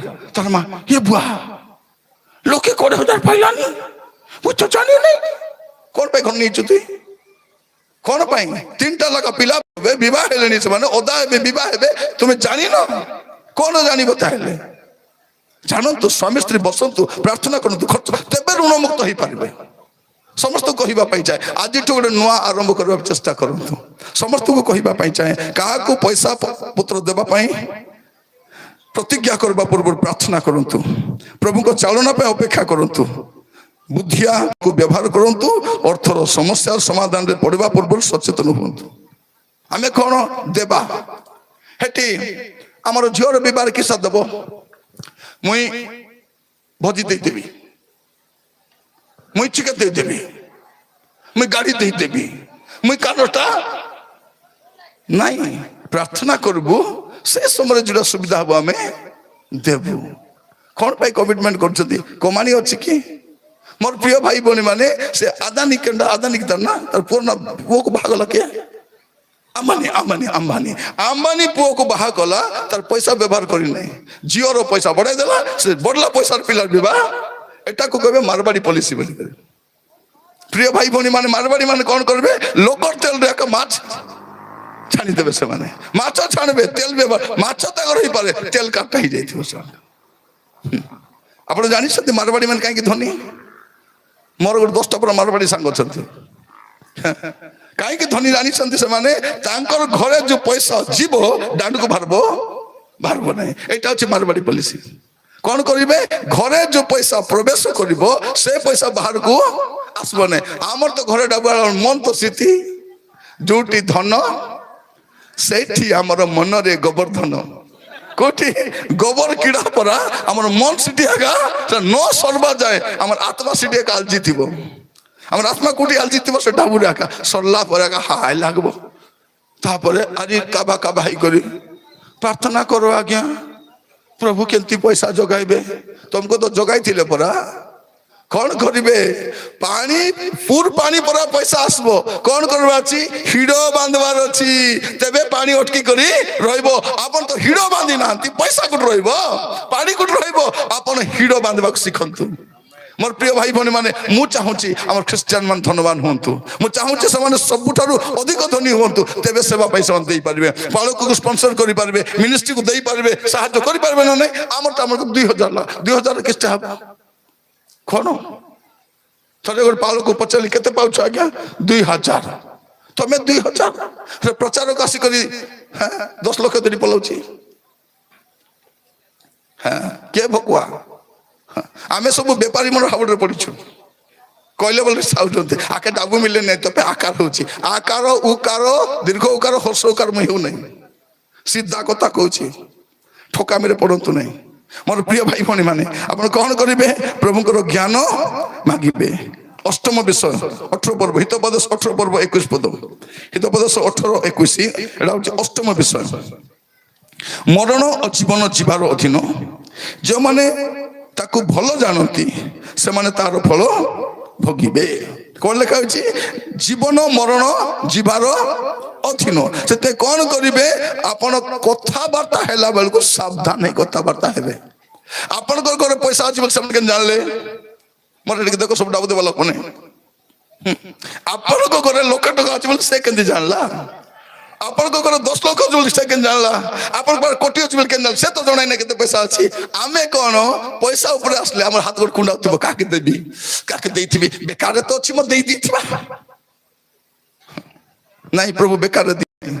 ଅନେକ ଲୋକ ଆମର ପଇସା ନଷ୍ଟ କରୁଛୁ। କଣ ଆମେ ନିଜେ କହି ନେଇଥିବ, ନେଇଥ, ସେ ନାଇଁ ବୋଲବା ଲୋକ ନେଇ ଥୋ କି ନା, ଆମକୁ ତ ଏବେ କାମ ନାହିଁ, ନେଇ ଥୋ, ହେଲେ ତମକୁ କାମ ଥିଲା ବେଳକୁ ସେ ଦେବ ନାହିଁ। ମାରା ପିଟା ହେବା ଛଡା କିଛି ନାହିଁ। ଏବେ ଯେଉଁମାନେ ଧାର ଦେଲେ, ଏବେ ଜମି ବିକୁଛନ୍ତି, ସୁନା ବନ୍ଧା କରୁଛନ୍ତି, ସେ ଫିକ୍ସ ପଇସା କାଢି କାଢି କାମ କରୁଛନ୍ତି। ଥିବା ଲୋକ ନଥିବା ଲୋକ। ମୋର ପ୍ରିୟ ଭାଇ ଭଉଣୀ ମାନେ, ମୁଁ ଥରେ ଜଣକୁ ପଇସା ଦେଇଥିଲି। ତାକୁ ଫୋନ କଲି, ଭାଇ ଦିଅ, ଅସୁବିଧା ଅଛି ଭାଇ, ଦୟାକରି ଦିଅ, ହାତ ଯୋଡୁଛି ଭାଇ, ପ୍ଲିଜ ଦିଅ। ଚିଠି ଲେଖିଲି, ହଁ ଫୋନ କଲି, ମେସେଜ କଲି, ରିପ୍ଲାଏ ନାହିଁ। କାହିଁକି? ଆମର ପଇସା ଯିବା ବାଟ ଅଛି, ଆସିବା ବାଟ ୱାନ୍ ୱେ ଟ୍ରାଫିକ। ସେତେ କଣ କରିବେ ଆପଣ ମାନେ? ଟଙ୍କା ପଇସା ସମ୍ପର୍କରେ କଥାବାର୍ତ୍ତା ହେଲା ବେଳକୁ ସଚେତନ ହେବେ। ଅନେକଙ୍କର ଦେଖିବେ ବହୁତ ପଇସା ଅଛି ମାତ୍ର ନଥିଲା ଭଳିଆ ଥିବେ, ସତ ନା ନାଇଁ? ପଇସା ଥିବ ନଥିଲା ଭଳିଆ। ଆମକୁ ତ ପଇସା ଦେଖା ହେବୁ, मेरे पास 2000 है, ମାନେ ମୁନେ ଡାବୁଥିଲେ ପ୍ରେଜ୍ ଦ ଲର୍ଡ, ଢାବକୁ ବେକ ଓହ୍ଲାଇ ବୁଲୁଥିବୁ। ଆପଣ ପଦ ଆପଣ ପଢିଲେ ବୁଝିପାରିବେ। ଦେଖନ୍ତୁ ହିତୋପଦେଶ 13 ପର୍ବ 7 ପଦ, ଏଠି ବଢିଆ ଲେଖା ହେଇଛି। ହିତୋପଦେଶ 13 ପର୍ବ 7 ପଦ ଲେଖା ହେଇଛି, କେହି ଆପଣଙ୍କୁ ଧନୀ ଦେଖାଏ କିନ୍ତୁ ତାହାର କିଛି ହିଁ ନାହିଁ, ଖାଲି ଦେଖା ହେଉଛି ଡାବୁଥିଲା ପରା। କଣ ଲେଖା ଯାଉଛି? କେହି ଆପଣଙ୍କୁ ଧନୀ ଦେଖାଏ ତାହାର କିଛି ହିଁ ନାହିଁ, କିନ୍ତୁ କଣ ଲେଖା ଅଛି? କେହି ବା ଆପଣଙ୍କୁ ଦରିଦ୍ର ଦେଖାଏ କିନ୍ତୁ ତାହାର ମହାଧନ ଥାଏ, ଅଛି। କଣ ଲେଖା ହେଇଛି? ତେଣୁ ଆପଣ ମାନେ କଣ କରିବେ? ଆପଣଙ୍କର ପଇସା ଥିଲେ ଦେଖା ହେବେ ନାହିଁ, ନଥିଲା ଲୋକ ପରା। ଆପଣ ଦେଖିବେ ଅନେକ ଧନୀ ଲୋକମାନେ। ଥରେ ଆମର ଘରେ ଜଣେ ବିବାହ କାର୍ଡ ଦେଇ ଆସିଥିଲେ, ବାହାଘର କାର୍ଡ ଦେଇଛନ୍ତି, କହିଲେ ଝିଅର ବାହାଘର ଅଛି ଆପଣ ଟିକେ ଆସିବେ। କୋଉଠି କରିଛ? ନାଇଁ ବାରବାଟୀ ପ୍ୟାଲେସରେ କରିଛୁ। ତାର ଭଡା ଏକା ସେତେବେଳେ 2 ଲକ୍ଷ ନା କେତେ ଥିଲା ସେ ଜାଗାର ଭଡା, ଏବେ ତ ବହୁତ ଦାମ ହେଇଗଲାଣି ହେଲା। 2 ଲକ୍ଷ ନା 3 ଲକ୍ଷ ଭଡା। ତାର ସାର୍ଟ ପ୍ୟାଣ୍ଟ ଦେଖି ଆମେ ଭାବିଲୁ, ଓହୋ ଏ ଭୋଜି ଦଉଛି କେମିତି ଦେବ ବେ। ହେଲେ ଗଲା ବେଳକୁ 25ଟା ଆଇଟମ, 1000 ଲୋକ ଖାଉଛନ୍ତି, ଯାଉଛନ୍ତି, ଆସୁଛନ୍ତି। ଆମେ ସ୍ୱାମୀ ସ୍ତ୍ରୀ ଦେଖିଲୁ, ଆରେ କାବା ହିଁ ଖାଇକରି ଭାରି ହେଲୁ। ଆରେ ଘରେ ଆସି କଥା ହଉଛୁ, ଏମିତି ଲୋକ ଡାବୁ ନଥିବ କାହାକୁ ଥିବ? ଆମକେ ତ ଡାବୁ ଥିଲା ବୋଲି ଜଣା ପଡିବ। ଜୁତା କେତେ 1000 ଟଙ୍କା ଜୁତା, 7000 ଟଙ୍କା ଜୁତା, ସବୁ ଇମ୍ପୋର୍ଟାଣ୍ଟ। ପିଲା ଚେଡି ମିଶା, ପିଲା ଚେଡି ମିଶା ଇମ୍ପୋର୍ଟାଣ୍ଟ କେମିତି ଥିବ? ଆରେ ପିଲା ତ ହାଗବ, ମୁତବ, ଫିଙ୍ଗବୁ, ଫାଟଲେ ବୋଲେ ସେଟା କାହିଁକି ଇମ୍ପୋର୍ଟାଣ୍ଟ? ସେଟା ତ ଭିତରେ ଥିବ। ଯଦି ଇମ୍ପୋର୍ଟାଣ୍ଟ ପେଣ୍ଟ ପିଲା କେନ୍ଦୁଛ, ମୁଣ୍ଡ ପିଟେଇ ଦେଇଥିବ, କଣ କରିବ? Important point. ଆପଣ ଯେତିକି ଦାମିକା ବୁଟ ଘେରିଲେ ମିଶା ପାଦରେ ଆକା ପିନ୍ଧିବେ କି ନାହିଁ? ସକ୍ସ ଯେତେ ବ୍ରାଣ୍ଡେଡ ହେଲେ ବି କରୁଥିବ, ପାଦେ ତ ଥିବ। ମୋର ପ୍ରିୟ ଭାଇ ଭଉଣୀ ମାନେ, ଏ ରୁମାଲ 50 ଟଙ୍କା ହଉ 500 ଟଙ୍କା ହଉ, ଝାଲ ତ ପୁଚି ହେବାଟା, ସିଙ୍ଗନ ପୁଚି ହେବାଟା, ଏଟା ମାନେ ଏଟାକୁ କାହିଁକି ମୁଁ 500 ଟଙ୍କା ଦେଇକି ଭକୁଆଟା କେମି? ପ୍ରିୟ ଭାଇ ଭଉଣୀ ମାନେ, ଆପଣ ମାନେ କହିବା ପାଇଁ ଚାହେଁ, ପ୍ରଭୁ ଆଜି ଆମମାନଙ୍କୁ ଅନୁଗ୍ରହ କରନ୍ତୁ।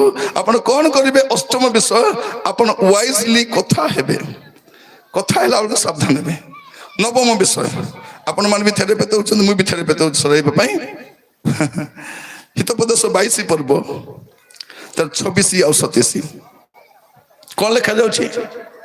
ଯେଉଁମାନେ ହାତରେ ତାଳି ଦିଅନ୍ତି ଅବା ଋଣୀର ଲଗା ହୁଅନ୍ତି, ସେମାନଙ୍କ ମଧ୍ୟରେ ତୁମେ ଜଣେ ହୁଅ ନାହିଁ। ଯେବେ ପରିଶୋଧ କରିବାକୁ ତାହାର କିଛି ନଥାଏ, ତେବେ ସେ କାହିଁକି ତୁମର ତଳରୁ ତୁମର ଚାଦର, ତୁମର ଶଯ୍ୟା ନେଇଯିବ? କଣ ଲେଖା ହେଇଛି ମୋର ପ୍ରିୟ ଭାଇ ଭଉଣୀ ମାନେ? ଏଠି ମୂଳ ବିଷୟ, ଅନ୍ୟ ପାଇଁ ଲଗା ହୁଅନ୍ତୁ ନାହିଁ। ନବମ ବିଷୟ କଣ ହେବେ ନାହିଁ? ଅନ୍ୟ ପାଇଁ ଲଗା ହେବେ ନାହିଁ, ଲୋକର ପାଇଁ ଋଣ ଧାପା ହେବେ ନାହିଁ, ଅନ୍ୟକୁ ଋଣ ମାଗିକରି ଦେବେ ନାହିଁ, ଅନ୍ୟ ପାଇଁ ଲଗା ହେଇକରି ଅନେକ ଲୋକ ଅଶାନ୍ତିରେ ଅଛନ୍ତି, ଅନେକ ଲୋକ ରୋଗଗ୍ରସ୍ତ ହେଇଗଲେଣି, ଅନେକଙ୍କର ଅଶାନ୍ତି, ଅନେକଙ୍କର ଘର ଅଭାବ। କାହିଁକି? ଅନ୍ୟ ପାଇଁ। ଅର୍ଥ ଖର୍ଚ୍ଚ କରିବା ସମୟରେ ଆପଣ ସୀମା ଅତିକ୍ରମ କରନ୍ତୁ ନାହିଁ, ନହେଲେ କଣ ହେବେ? ଉଧାରୀ ହେବେ, ଋଣଗ୍ରସ୍ତ ହେବେ, ଆଉ ଅନ୍ୟ ପାଇଁ ଆପଣ ଲଗା ହେବେ ନାହିଁ। ଆବେଗରେ ଆସି ଅନ୍ୟକୁ ସାହାଯ୍ୟ କରନ୍ତୁ ନାହିଁ। ଆବେଗରେ ଆମର ପଇସା ଥିଲା କି ନାହିଁ, ସବୁ ତମର ଆକାଉଣ୍ଟ କେତେ ଅଛି? 80,000 କାଢ। ଆଉ ସେଠି କେତେ ଅଛି? ଲକ୍ଷେ କାଢ। ସେଠି କେତେ ଅଛି? 15 କାଢ। ସବୁ ଗାଡି କରି ଦେଇଦେଲୁ ତାକୁ, ଏବେ ଦଉନାହିଁ। ଯଦି ଆମେ କୋଉଟା ଗୋଟେ ଦେଇଥାନ୍ତୁ, 2ଟା ଥାନ୍ତା କି ନାହିଁ? ଏବେ କଣ ହଉଛି? ଯାହାକୁ ଆମେ ଯାହା ପାଇଁ ମାଗି କରି ଦେଇଛୁ, ସେ ଲୋକ ତ ପଇସା ଦେବ ନାହିଁ। ଆମେ କଣ କରିବୁ? ଆମର ଜମି ବନ୍ଧା, ଆମର ଘର ବନ୍ଧା, ଆମେ ଧେରା ବନ୍ଧା ହେଇ ତାକୁ ଦେବା ପାଇଁ ବାଧ୍ୟ। ସେ ନେବା ଲୋକ ଖସରି ଗଲା ପରା। ତେଣୁ ଆପଣ କଣ କରିବେ? ନବମ ବିଷୟ ଶୁଣନ୍ତୁ ସମସ୍ତେ, ଅନ୍ୟ ପାଇଁ ଲଗା ହେବେ ନାହିଁ। ଭଉଣୀ ମାନେ, ଯଦି କେ ଧାର ମାଗବାକୁ ଯାଉଛି, ତାର ସାଙ୍ଗେ ଆପଣ ଯିବେ ନାହିଁ। ନହେଲେ କଣ ବୋଲି କହିବ ସେ ଧାର ଦେବା ଲୋକ? ତାକୁ ଦେଇ ନଥାନ୍ତି ଲୋ, ଏ ନାନୀ ସୁକାନ୍ତି, ତତେ ଦେଖିଦେଲି, मुई जानी नहीं तुई आइलु बोली मुई देली एबे से देबो केने तुई देबू ताको मुई चिनी नाइलो तोते चिनिछि तुई देबू तुई तुई तुई हां तुई देबू एबे मुई मुई हि दउछि कि नाही से पे जने धारो मागबा गले डाकी नले कोडिलो हेटिलो बुलबा खुजिबा सीधा कथा को कोडी जाउछु नाही ताक ऋण मागबा पे तुई जा मैं आबि नहीं अल्लप बसी थालो अल्लप मिसास भी হয়তো গাড়িতে বসি থালো গাড়িতে भी বসবি নাই মুই ঘরে বারান্দার বসবি গাড়িতে মিশা বসবি বসবি নাই যা তো নাই হ্যাঁ অনেক লোক কিয়ে ধার মাগলা তাকে এমানে করিছন্তি মজি রহিছন্তি কোন বলি কবে সাকু কোন বলি কবে মিডিয়েটর হ্যাঁ মধ্যস্থ মধ্যস্থ হেলে মতে দেখি করে দিও কি না মতে দেখি করে দিও তমকে দেখি দেলে এবে কে দেব জনে ভৌণী যাইতে তাঙ্গর বসি কান্দুছি আজ্ঞা মোর ভইনী কো মাগি দেলি আজ্ঞা মুই যাই মাগি দেলি আজ্ঞা তাকু নাই মতে দেখি দিও এবে মকে মাগুছন্তি মুই কইলি হইলো চিংড়ি মুন্ডি তুই তো কইলু মকে দেখি দিও বলি এমা তোকে দেখি দেলে এবে তুই দেবু নাই কে দেব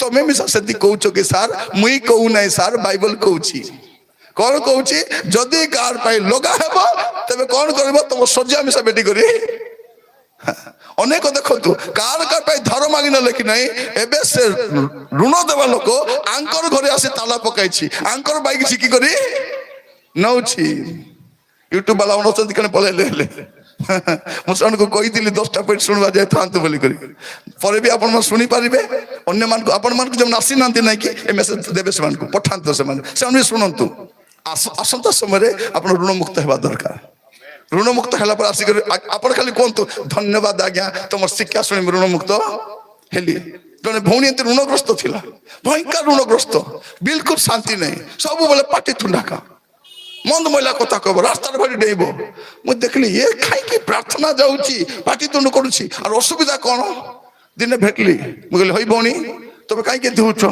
नाई सर मुंडा को ऋण अछि मु संभाली पारु नै बीपी बोलले हुडा उडी ही जाउची बोलला प्रार्थना कली आ कहली तुम्हें भी प्रार्थना करो चलबाटा कम करो खर्च कम करो एबे ऋण मुक्त हो गला एबे बढ़िया घर मानची 2 महला से ऋण मुक्त हो गला से ऋण मुक्त होला पर केटा भणी जाय कोन कहउछंती हइलो तुई तो सुजी देलु बे मोर पा देई थालो आनबी नाही नानी बोलला आनी देलो तते केते देबी से कहला नाई कुना बाबू मोर ना कुना हला से कहला कुना बाबू कहिछि काके उधार आनी देबु नाही बोलला मुई आनी देबी नाही लो बोलला एबे से उधार मागे मकरी साइ जाउछि ए कोन को सिखाइबा को जाउछि बोली खरी मु अपन मन में सिखाउछि कोन करिबे कहारो पाई सुनो बुढ़ी मां मने तब टोके बेबे उधार मागे देबो नै जाय खरी अलब जीबी मुई न गले के जीवो देई थालो देई था मके देखी देई था तुमको देखी कौन पे देबो तोर दांत को नहीं बांधा करबो से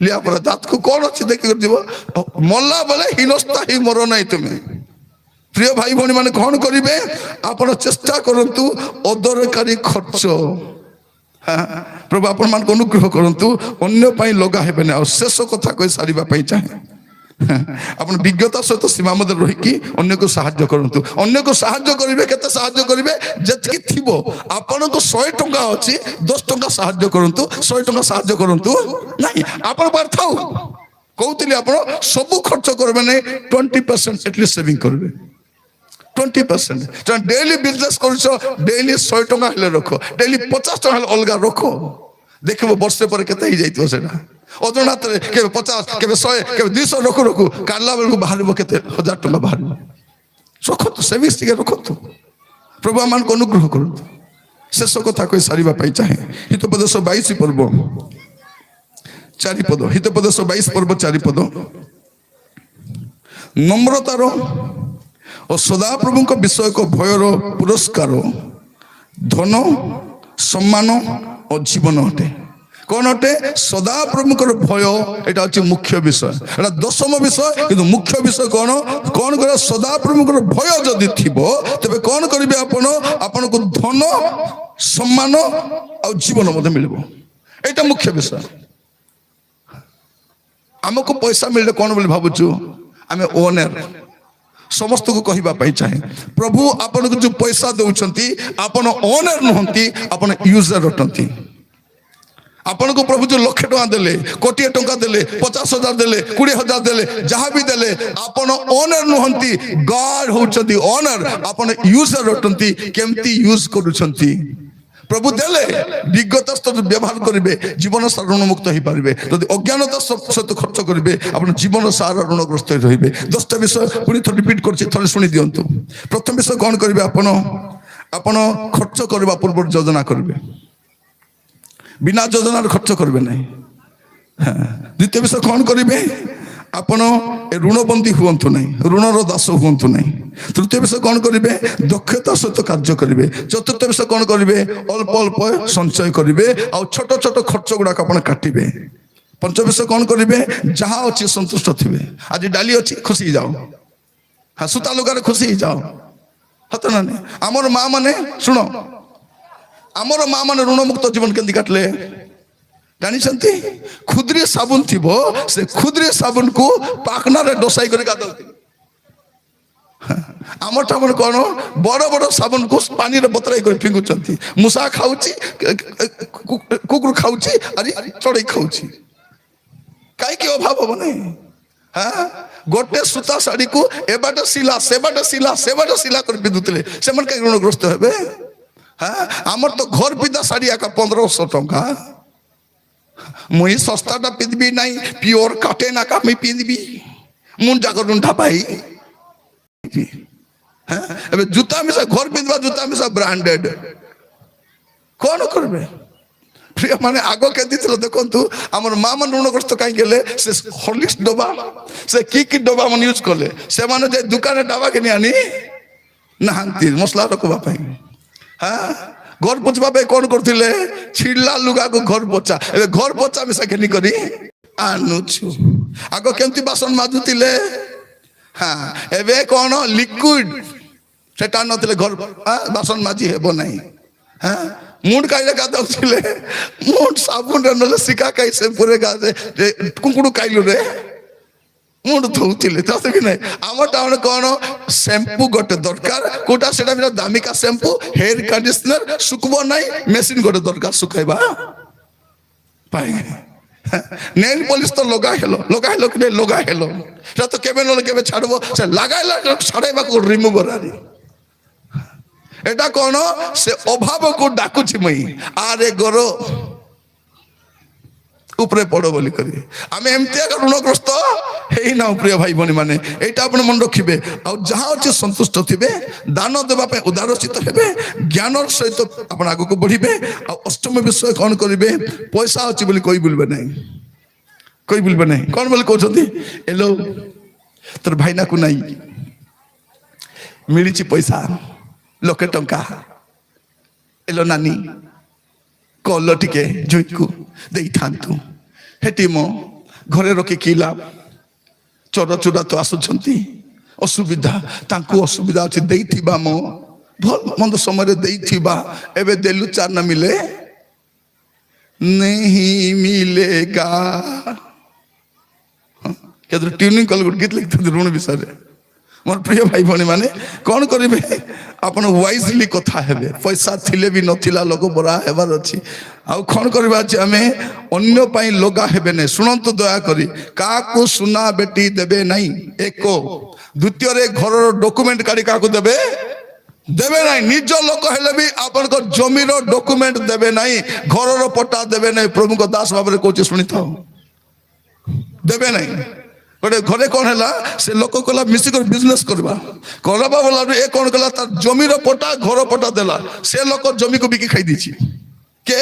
ଏ ପାର୍ଟନର ଜମି ବିକି ଖାଇଛି, ଆକୁ ଜଣା ନାହିଁ। ଏବେ ଘର ବିକିବା ପାଇଁ ପ୍ଲାନ୍ କରିଛି। ସେ ଡକୁମେଣ୍ଟ ତ ନେଇଯାଇଛି। ଡକୁମେଣ୍ଟ କଣ କରିଛି? ସେ ତାର ମାଲିକାନା ନେଇଯାଇଛି ବିକିବା ପାଇଁ, ଅଥରିଟି ନେଇଯାଇଛି। ଆଗ ସିଗ୍ନେଚର କରୁଛି, ଭାବୁଛି ବିଜନେସ ପାର୍ଟନର। ଦେଖିଲା ଘର ବାନ୍ଧା ବିକିବା ପାଇଁ ପ୍ଲାନ୍ କରିଛି। ମୁଁ କାହାଣୀ କୁହେ ନାହିଁ। ପରେ ସେ ଘର କିଣିବା ଲୋକ ହଠାତ୍ ପଚାରି ଦେଲା, ଭାଇନା ଆପଣଙ୍କ ଘର ବିକୁଛନ୍ତି କି? କଣ ଭାଇ ବିକୁଛି? ମୁଇଁ କାହିଁକି ବିକିବି? ମୁଇଁ ନାଇଁ, ସେ ତ ବିକିବା ପାଇଁ ଆସିଥିଲା, କହୁଥିଲା ବିକିବ ବୋଲିକରି। ସେ କଣ? ସେ ଘରେ ଭାଡା ଥାଇକ ସେ ଘରକୁ ବିକୁଛି, ମାଲିକର ଘରକୁ। ଡକୁମେଣ୍ଟ ଦେବେ ନାହିଁ। ସାବଧାନ। ପ୍ରଭୁ ଆପଣମାନଙ୍କୁ ଅନୁଗ୍ରହ କରନ୍ତୁ। ଇଭେନ ଆପଣଙ୍କ ଗାଡି ବି ଦେବେ ନାହିଁ। ନହେଲେ ଗାଡ଼ି ବି ବନ୍ଦ କରିଦେବାର ବେଲ ନାହିଁ। ଏବେ ସବୁ ଆକେ ଦେଖିଲେ ପେଟେ ଭୋକ ପରା ହେଇଛନ୍ତି, ଯାହା ଧରା ପଡିବ ସବୁ ଯିବ। ସତର୍କ ଥିବେ ଆପଣ ମାନେ, କାହାରି ପାଇଁ ଲଗା ହେବେ ନାହିଁ। ପ୍ରଭୁ ଭୟ ଜୀବନ କାଟିବେ। ପ୍ରଭୁ ଭୟ ଜୀବନ ଆକା ଆପଣଙ୍କ ଧନ, ଆପଣଙ୍କ ସମାନ, ଆପଣଙ୍କ ଡାବୁ। ନିଜ ଜାଗାରେ ଠିଆ ହେବା, ପ୍ରାର୍ଥନା କରିବା। ସମସ୍ତେ ଆପଣ ଆପଣ ସ୍ଥାନରେ ଠିଆ ହେବା, ସମସ୍ତେ ଚକ୍ଷୁ ବନ୍ଦ କରିବା, ପ୍ରାର୍ଥନା କରିବା। ଏ 10ଟି ବିଷୟକୁ ଯଦି ଆପଣ ଧ୍ୟାନ ଦେବେ, ମୋର ପ୍ରିୟ ଭାଇ ଭଉଣୀ, ସମସ୍ତେ ଋଣମୁକ୍ତ ଜୀବନ କାଟି ପାରିବେ, ଋଣମୁକ୍ତ ଜୀବନ କାଟି ପାରିବେ। ମୁଁ ପ୍ରଭୁଙ୍କ ଦାସ ଭାବରେ ପ୍ରାର୍ଥନା କରୁଛି ଆପଣଙ୍କ ପାଇଁ, ଆଜି ଠାରୁ ଋଣମୁକ୍ତ ଜୀବନ କାଟିବା ପାଇଁ ଏ 10 ବିଷୟ ଧ୍ୟାନ ରଖନ୍ତୁ। ଏ 10ଟା ବିଷୟ ଆପଣ ଋଣମୁକ୍ତ ଜୀବନ କରିବ। ଆମର ଘର ଭର୍ତ୍ତି ଋଣ, ଅଶାନ୍ତି, ଶାନ୍ତିରେ ଶୋଇ ପାରୁନୁ, ଶାନ୍ତିରେ ଖାଇ ପାରୁନୁ। ମାସର ଦରମା ଆସିବା ପୂର୍ବରୁ ଆମେ ଋଣ ପଇସା ଦେବାକୁ ଯାଉଛୁ। ଗୋଟେ ପଇସା ଆସିନାହିଁ, ତା ଯିବାର ବ୍ୟବସ୍ଥା ହେଇଗଲାଣି। ପ୍ରାର୍ଥନା କରିବା, ଚକ୍ଷୁ ବନ୍ଦ କରିବା, ପ୍ରଭୁଙ୍କ ହସ୍ତ ସମର୍ପିତ ହେବା, ହାତ ଯୋଡ଼ିବା, ମୁଣ୍ଡ ନୁଆଇବା। ଆମେ ଭୁଲ ପାଇ ପ୍ରଭୁଙ୍କୁ କ୍ଷମା ମାଗିବା। ପ୍ରିୟମାନେ, ଆମେ ଅଭାବରେ କାହିଁକି ଅଛୁ? ଆମର ପ୍ରଭୁ ତ ଜଗାଇବା ପ୍ରଭୁ। ଜିହବା ଜିରି ପ୍ରଭୁ ଥାଉ ଥାଉ ଆମେ ଅଭାବରେ କାହିଁକି ଅଛୁ? ଆମେ ଋଣରେ କାହିଁକି ଅଛୁ? ଆମେ ସ୍ୱାମୀ ସ୍ତ୍ରୀ ଅଶାନ୍ତି କାହିଁକି? ଲୋକକୁ ପଇସା ଦେଇ ଆମେ ସ୍ୱାମୀ ସ୍ତ୍ରୀ କାହିଁକି ଅଶାନ୍ତି ଥିବା? ଆମର ପଇସା ଆମର ପିଲା ନ ଖାଇ ଭିନ୍ନ ଲୋକ କାହିଁକି ଖାଇବା? আমার জমি ভিন্ন লোক কাইকি নেবার ଅଛି?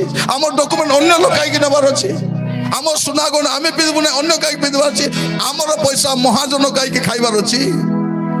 আমার পয়সা সব গ্রুপ বালা খাউଛନ୍ତି। মাস সারা কমাউଛୁ গ্রুপ পয়সা বাঁধবা পাই, চিঠি পয়সা বাঁধবা পাই, হাত উদার দেবা পাই, আর উদার দেবা পাই, তার উদার দেবা পাই। আজি প্রার্থনা করো ভৌণী মানে, ঘরে বসি গালরে হাত দিয়ে কাঁদলে ହେବ ନାହିଁ, আঁঠু মারি কাঁদবার ଅଛି। যদি আপনার গ্রুপরে 20টা ভৌণী অଛନ୍ତି, অজ্ঞানবশত আপনার গ্রুপ লোন পাই 20 জন হেলে, এবে 20 জন লোক সপ্তাহে থরে বসি প্রার্থনা করন্তু ঋণমুক্ত হেবা পাই। ঋণ নেবা পাই 20 জন এক হেলে, এবে ঋণমুক্ত হেবা পাই 20 জন প্রার্থনা করন্তু, প্রার্থনা করন্তু, প্রভুকে সাহায্য মাগন্তু। প্রিয় ভাই ভৌণী মানে, কৌশি সভারে কৌশি বক্তা এ প্রকার প্রচার করতে নাই। তুমি কেমতি ঋণমুক্ত হব এ প্রচার আসে নাই, কিন্তু প্রভুকর হৃদয় গোটে চালনা হেলা, মু কহিবি বলি একে কহিলি। আপন মানে যেমন জানি থাকু, মোর প্রিয় ভাই ভৌণী মানে, মোর ইকোনমিক্স নুহে, মু ইকোনমি বি পড়ি নাই, কিন্তু মু প্রার্থনা করুলি প্রভু কেমতি মোর লোক মানুষ মু বুঝাইবি প্রভু যে বর্ষ ঋণমুক্ত হেবে। ছোট ছোট সেভিংস করন্তু, ছোট ছোট বঞ্চান্তু, অল্প অল্প দেখন্তু। পিঁপুড়ি দেখব ছোট ছোট খাদ্য নৌনু, তার বসার এতে খাদ্য রখিথিব যে পুরা বর্ষা দিন আরামরে বসি খাই পারিব, সে আরামরে বসি ঘরে খাই পারিব, সে বিশ্রাম নিয়ে নাই। ভৌণী মানে, আপন মানে বি ছোট ছোট কাম করন্তু, ছোট ছোট রোজগার করন্তু। আপনি কোন করি পারিবে করন্তু, যদি রোজগার করি পারুনাহান্তি খরচ করন্তু নাই। ঝিও মানে যেবে পর্যন্ত উপার্জন করি না, পুଅ মানে যেবে পর্যন্ত উপার্জন করি না, আপনার খরচ বড় বড় খরচ করন্তু নাই। বাপা মানে যাহা দৌଛନ୍ତି, বাপা যাহা দৌଛନ୍ତି, মা যাহা দৌଛନ୍ତି, সন্তুষ্ট হই থাকନ୍ତୁ। প্রার্থনা করিবা পাই ଯିବା। ଆମମାନଙ୍କ ମଧ୍ୟରେ ପ୍ରବୀଣ ଶିବକା ଆଜ୍ଞା ଅଛନ୍ତି, ପଦେ ପ୍ରାର୍ଥନା କରିବେ। ପଦେ ପ୍ରାର୍ଥନା କଲା ପରେ ଆମମାନଙ୍କର ବୀର ଆଜ୍ଞା ଆଗକୁ ବଢ଼େଇ ନେବେ। ପଦେ ପ୍ରାର୍ଥନା କରିବେ, ହାତ ଯୋଡ଼ନ୍ତୁ, ମୁଣ୍ଡ ନୁହାନ୍ତୁ, ପ୍ରଭୁଙ୍କୁ କୁହନ୍ତୁ, ପ୍ରଭୁ ମୁଁ ଅଜ୍ଞାନ ବଶତଃ ଋଣ ନେଇ ଯାଇଛି ପ୍ରଭୁ, ଅଜ୍ଞାନ ବଶତଃ ଲୋକକୁ ପଇସା ଦେଇ ଦେଇଛି ପ୍ରଭୁ, ଅଜ୍ଞାନ ବଶତଃ ପ୍ରଭୁ ଆଜି ମୁଁ ଅବସ୍ଥାରେ ପଡ଼ିଛି ପ୍ରଭୁ। ଆଜି ଆପଣ କଥା ହେଇଥିବାରୁ ଧନ୍ୟବାଦ ଦେଉଛି। ପ୍ରଭୁଙ୍କ ଦାସ ପ୍ରାର୍ଥନା କରିବା ସମୟରେ ଆପଣ ସମର୍ପିତ ହୁଅନ୍ତୁ। ଆସନ୍ତୁ ପ୍ରାର୍ଥନା କରିବା। ସର୍ବଶକ୍ତିମାନ ପିତା ପରମେଶ୍ୱର ପ୍ରଭୁ, ଧନ୍ୟବାଦ କରୁଅଛୁ ଋଣମୁକ୍ତ ହେବା ନିମନ୍ତେ ତୁମର ବାକ୍ୟରୁ ଆମମାନଙ୍କୁ ଚେତନା ଦେଇଥିବାରୁ। ଆଜିର ବାକ୍ୟ ପ୍ରଭୁ ସମସ୍ତଙ୍କର ଜୀବନରେ କାର୍ଯ୍ୟ କରୁ। ବାକ୍ୟ ଅନୁସାରେ ସଦା ପ୍ରଭୁ ତୁମରି ଭୟ ଯଦି ମାନିବୁ, ଆମେ ସ୍ୱାମୀ ସ୍ତ୍ରୀ ତଥା ଆମ ସମସ୍ତେ ଯେତେ ଲୋକ ବି ଅଛୁ ପ୍ରଭୁ, ସମସ୍ତଙ୍କର ପରିବାରରେ ତୁମରି ଭୟ ଆସୁ ଏବଂ ତୁମରି ଭୟରେ ଯେ ପିତା ଧନ, ଜୀବନ, ସମ୍ପତ୍ତି, ଉନ୍ନତି, ଆଶୀର୍ବାଦ, ରେଷ୍ଟୋରେସନ, ପୁନର୍ସ୍ଥାପନ ତୁମେ କରୁଥିବାରୁ କୋଟି କୋଟି ଧନ୍ୟବାଦ କରୁଅଛୁ। ଧନ୍ୟବାଦ ପ୍ରଭୁ, ଆଜିଠାରୁ ଜ୍ଞାନ, ବୁଦ୍ଧି ଏବଂ ତୁମରି ଭୟର ସହିତ ପଇସାକୁ ମଧ୍ୟ ବ୍ୟବହାର କରିବା ବିଷୟ ଆମମାନଙ୍କୁ ଶିଖାଅ ପ୍ରଭୁ। ତୁମେ ଆଶୀର୍ବାଦ ଦଉଅଛ, ଆମେ ଯାହା ଆଶୀର୍ବାଦ ପ୍ରାପ୍ତ ହେଉଛୁ ବା ଯାହା ଆମେ ପରିଶ୍ରମ କରି ଯାହା ବି ପାଉଅଛୁ, ତାହାକୁ ଉତ୍ତମ ବ୍ୟବହାର କରିବା ପାଇଁ ପବିତ୍ର ଆତ୍ମା ତୁମେ ଜ୍ଞାନ ଦିଅ, ବୁଦ୍ଧି ଦିଅ। ସଦା ପ୍ରଭୁ ତୁମେ ଉପସ୍ଥିତ ଆମ ସମସ୍ତଙ୍କର ମଧ୍ୟରେ ଯେଉଁ ଚେତାବନୀର ଶିକ୍ଷା ଦେଇଅଛ, ଯେଉଁ ପରାମର୍ଶ ଦେଇଅଛ, ତଦ ଅନୁଯାୟୀ ପରମେଶ୍ୱର ତୁମର ଆତ୍ମାଙ୍କର ଜରିଆରେ ଆମ ସମସ୍ତଙ୍କୁ କାର୍ଯ୍ୟ କରିବାରେ ସଚେତନ ହେବା ନିମନ୍ତେ, ଅର୍ଥକୁ ଠିକ ରୂପେ ବ୍ୟବହାର କରିବା ନିମନ୍ତେ ପ୍ରଭୁ ତୁମେ ଅନୁଗ୍ରହ କର, ଆଶୀର୍ବାଦ କର ବୋଲି ଆଜିର ସଭାରେ ଥିବା ସମସ୍ତଙ୍କୁ ତୁମ ହସ୍ତ ସମର୍ପଣ କରି ପ୍ରାର୍ଥନା ଶୁଣିଥିବାରୁ କୋଟି କୋଟି ଧନ୍ୟବାଦ ଦେଇ ତ୍ରାଣକର୍ତ୍ତା ଯୀଶୁଙ୍କ ନାମରେ ପ୍ରାର୍ଥନା ମାଗିଲି, ଆମେନ୍।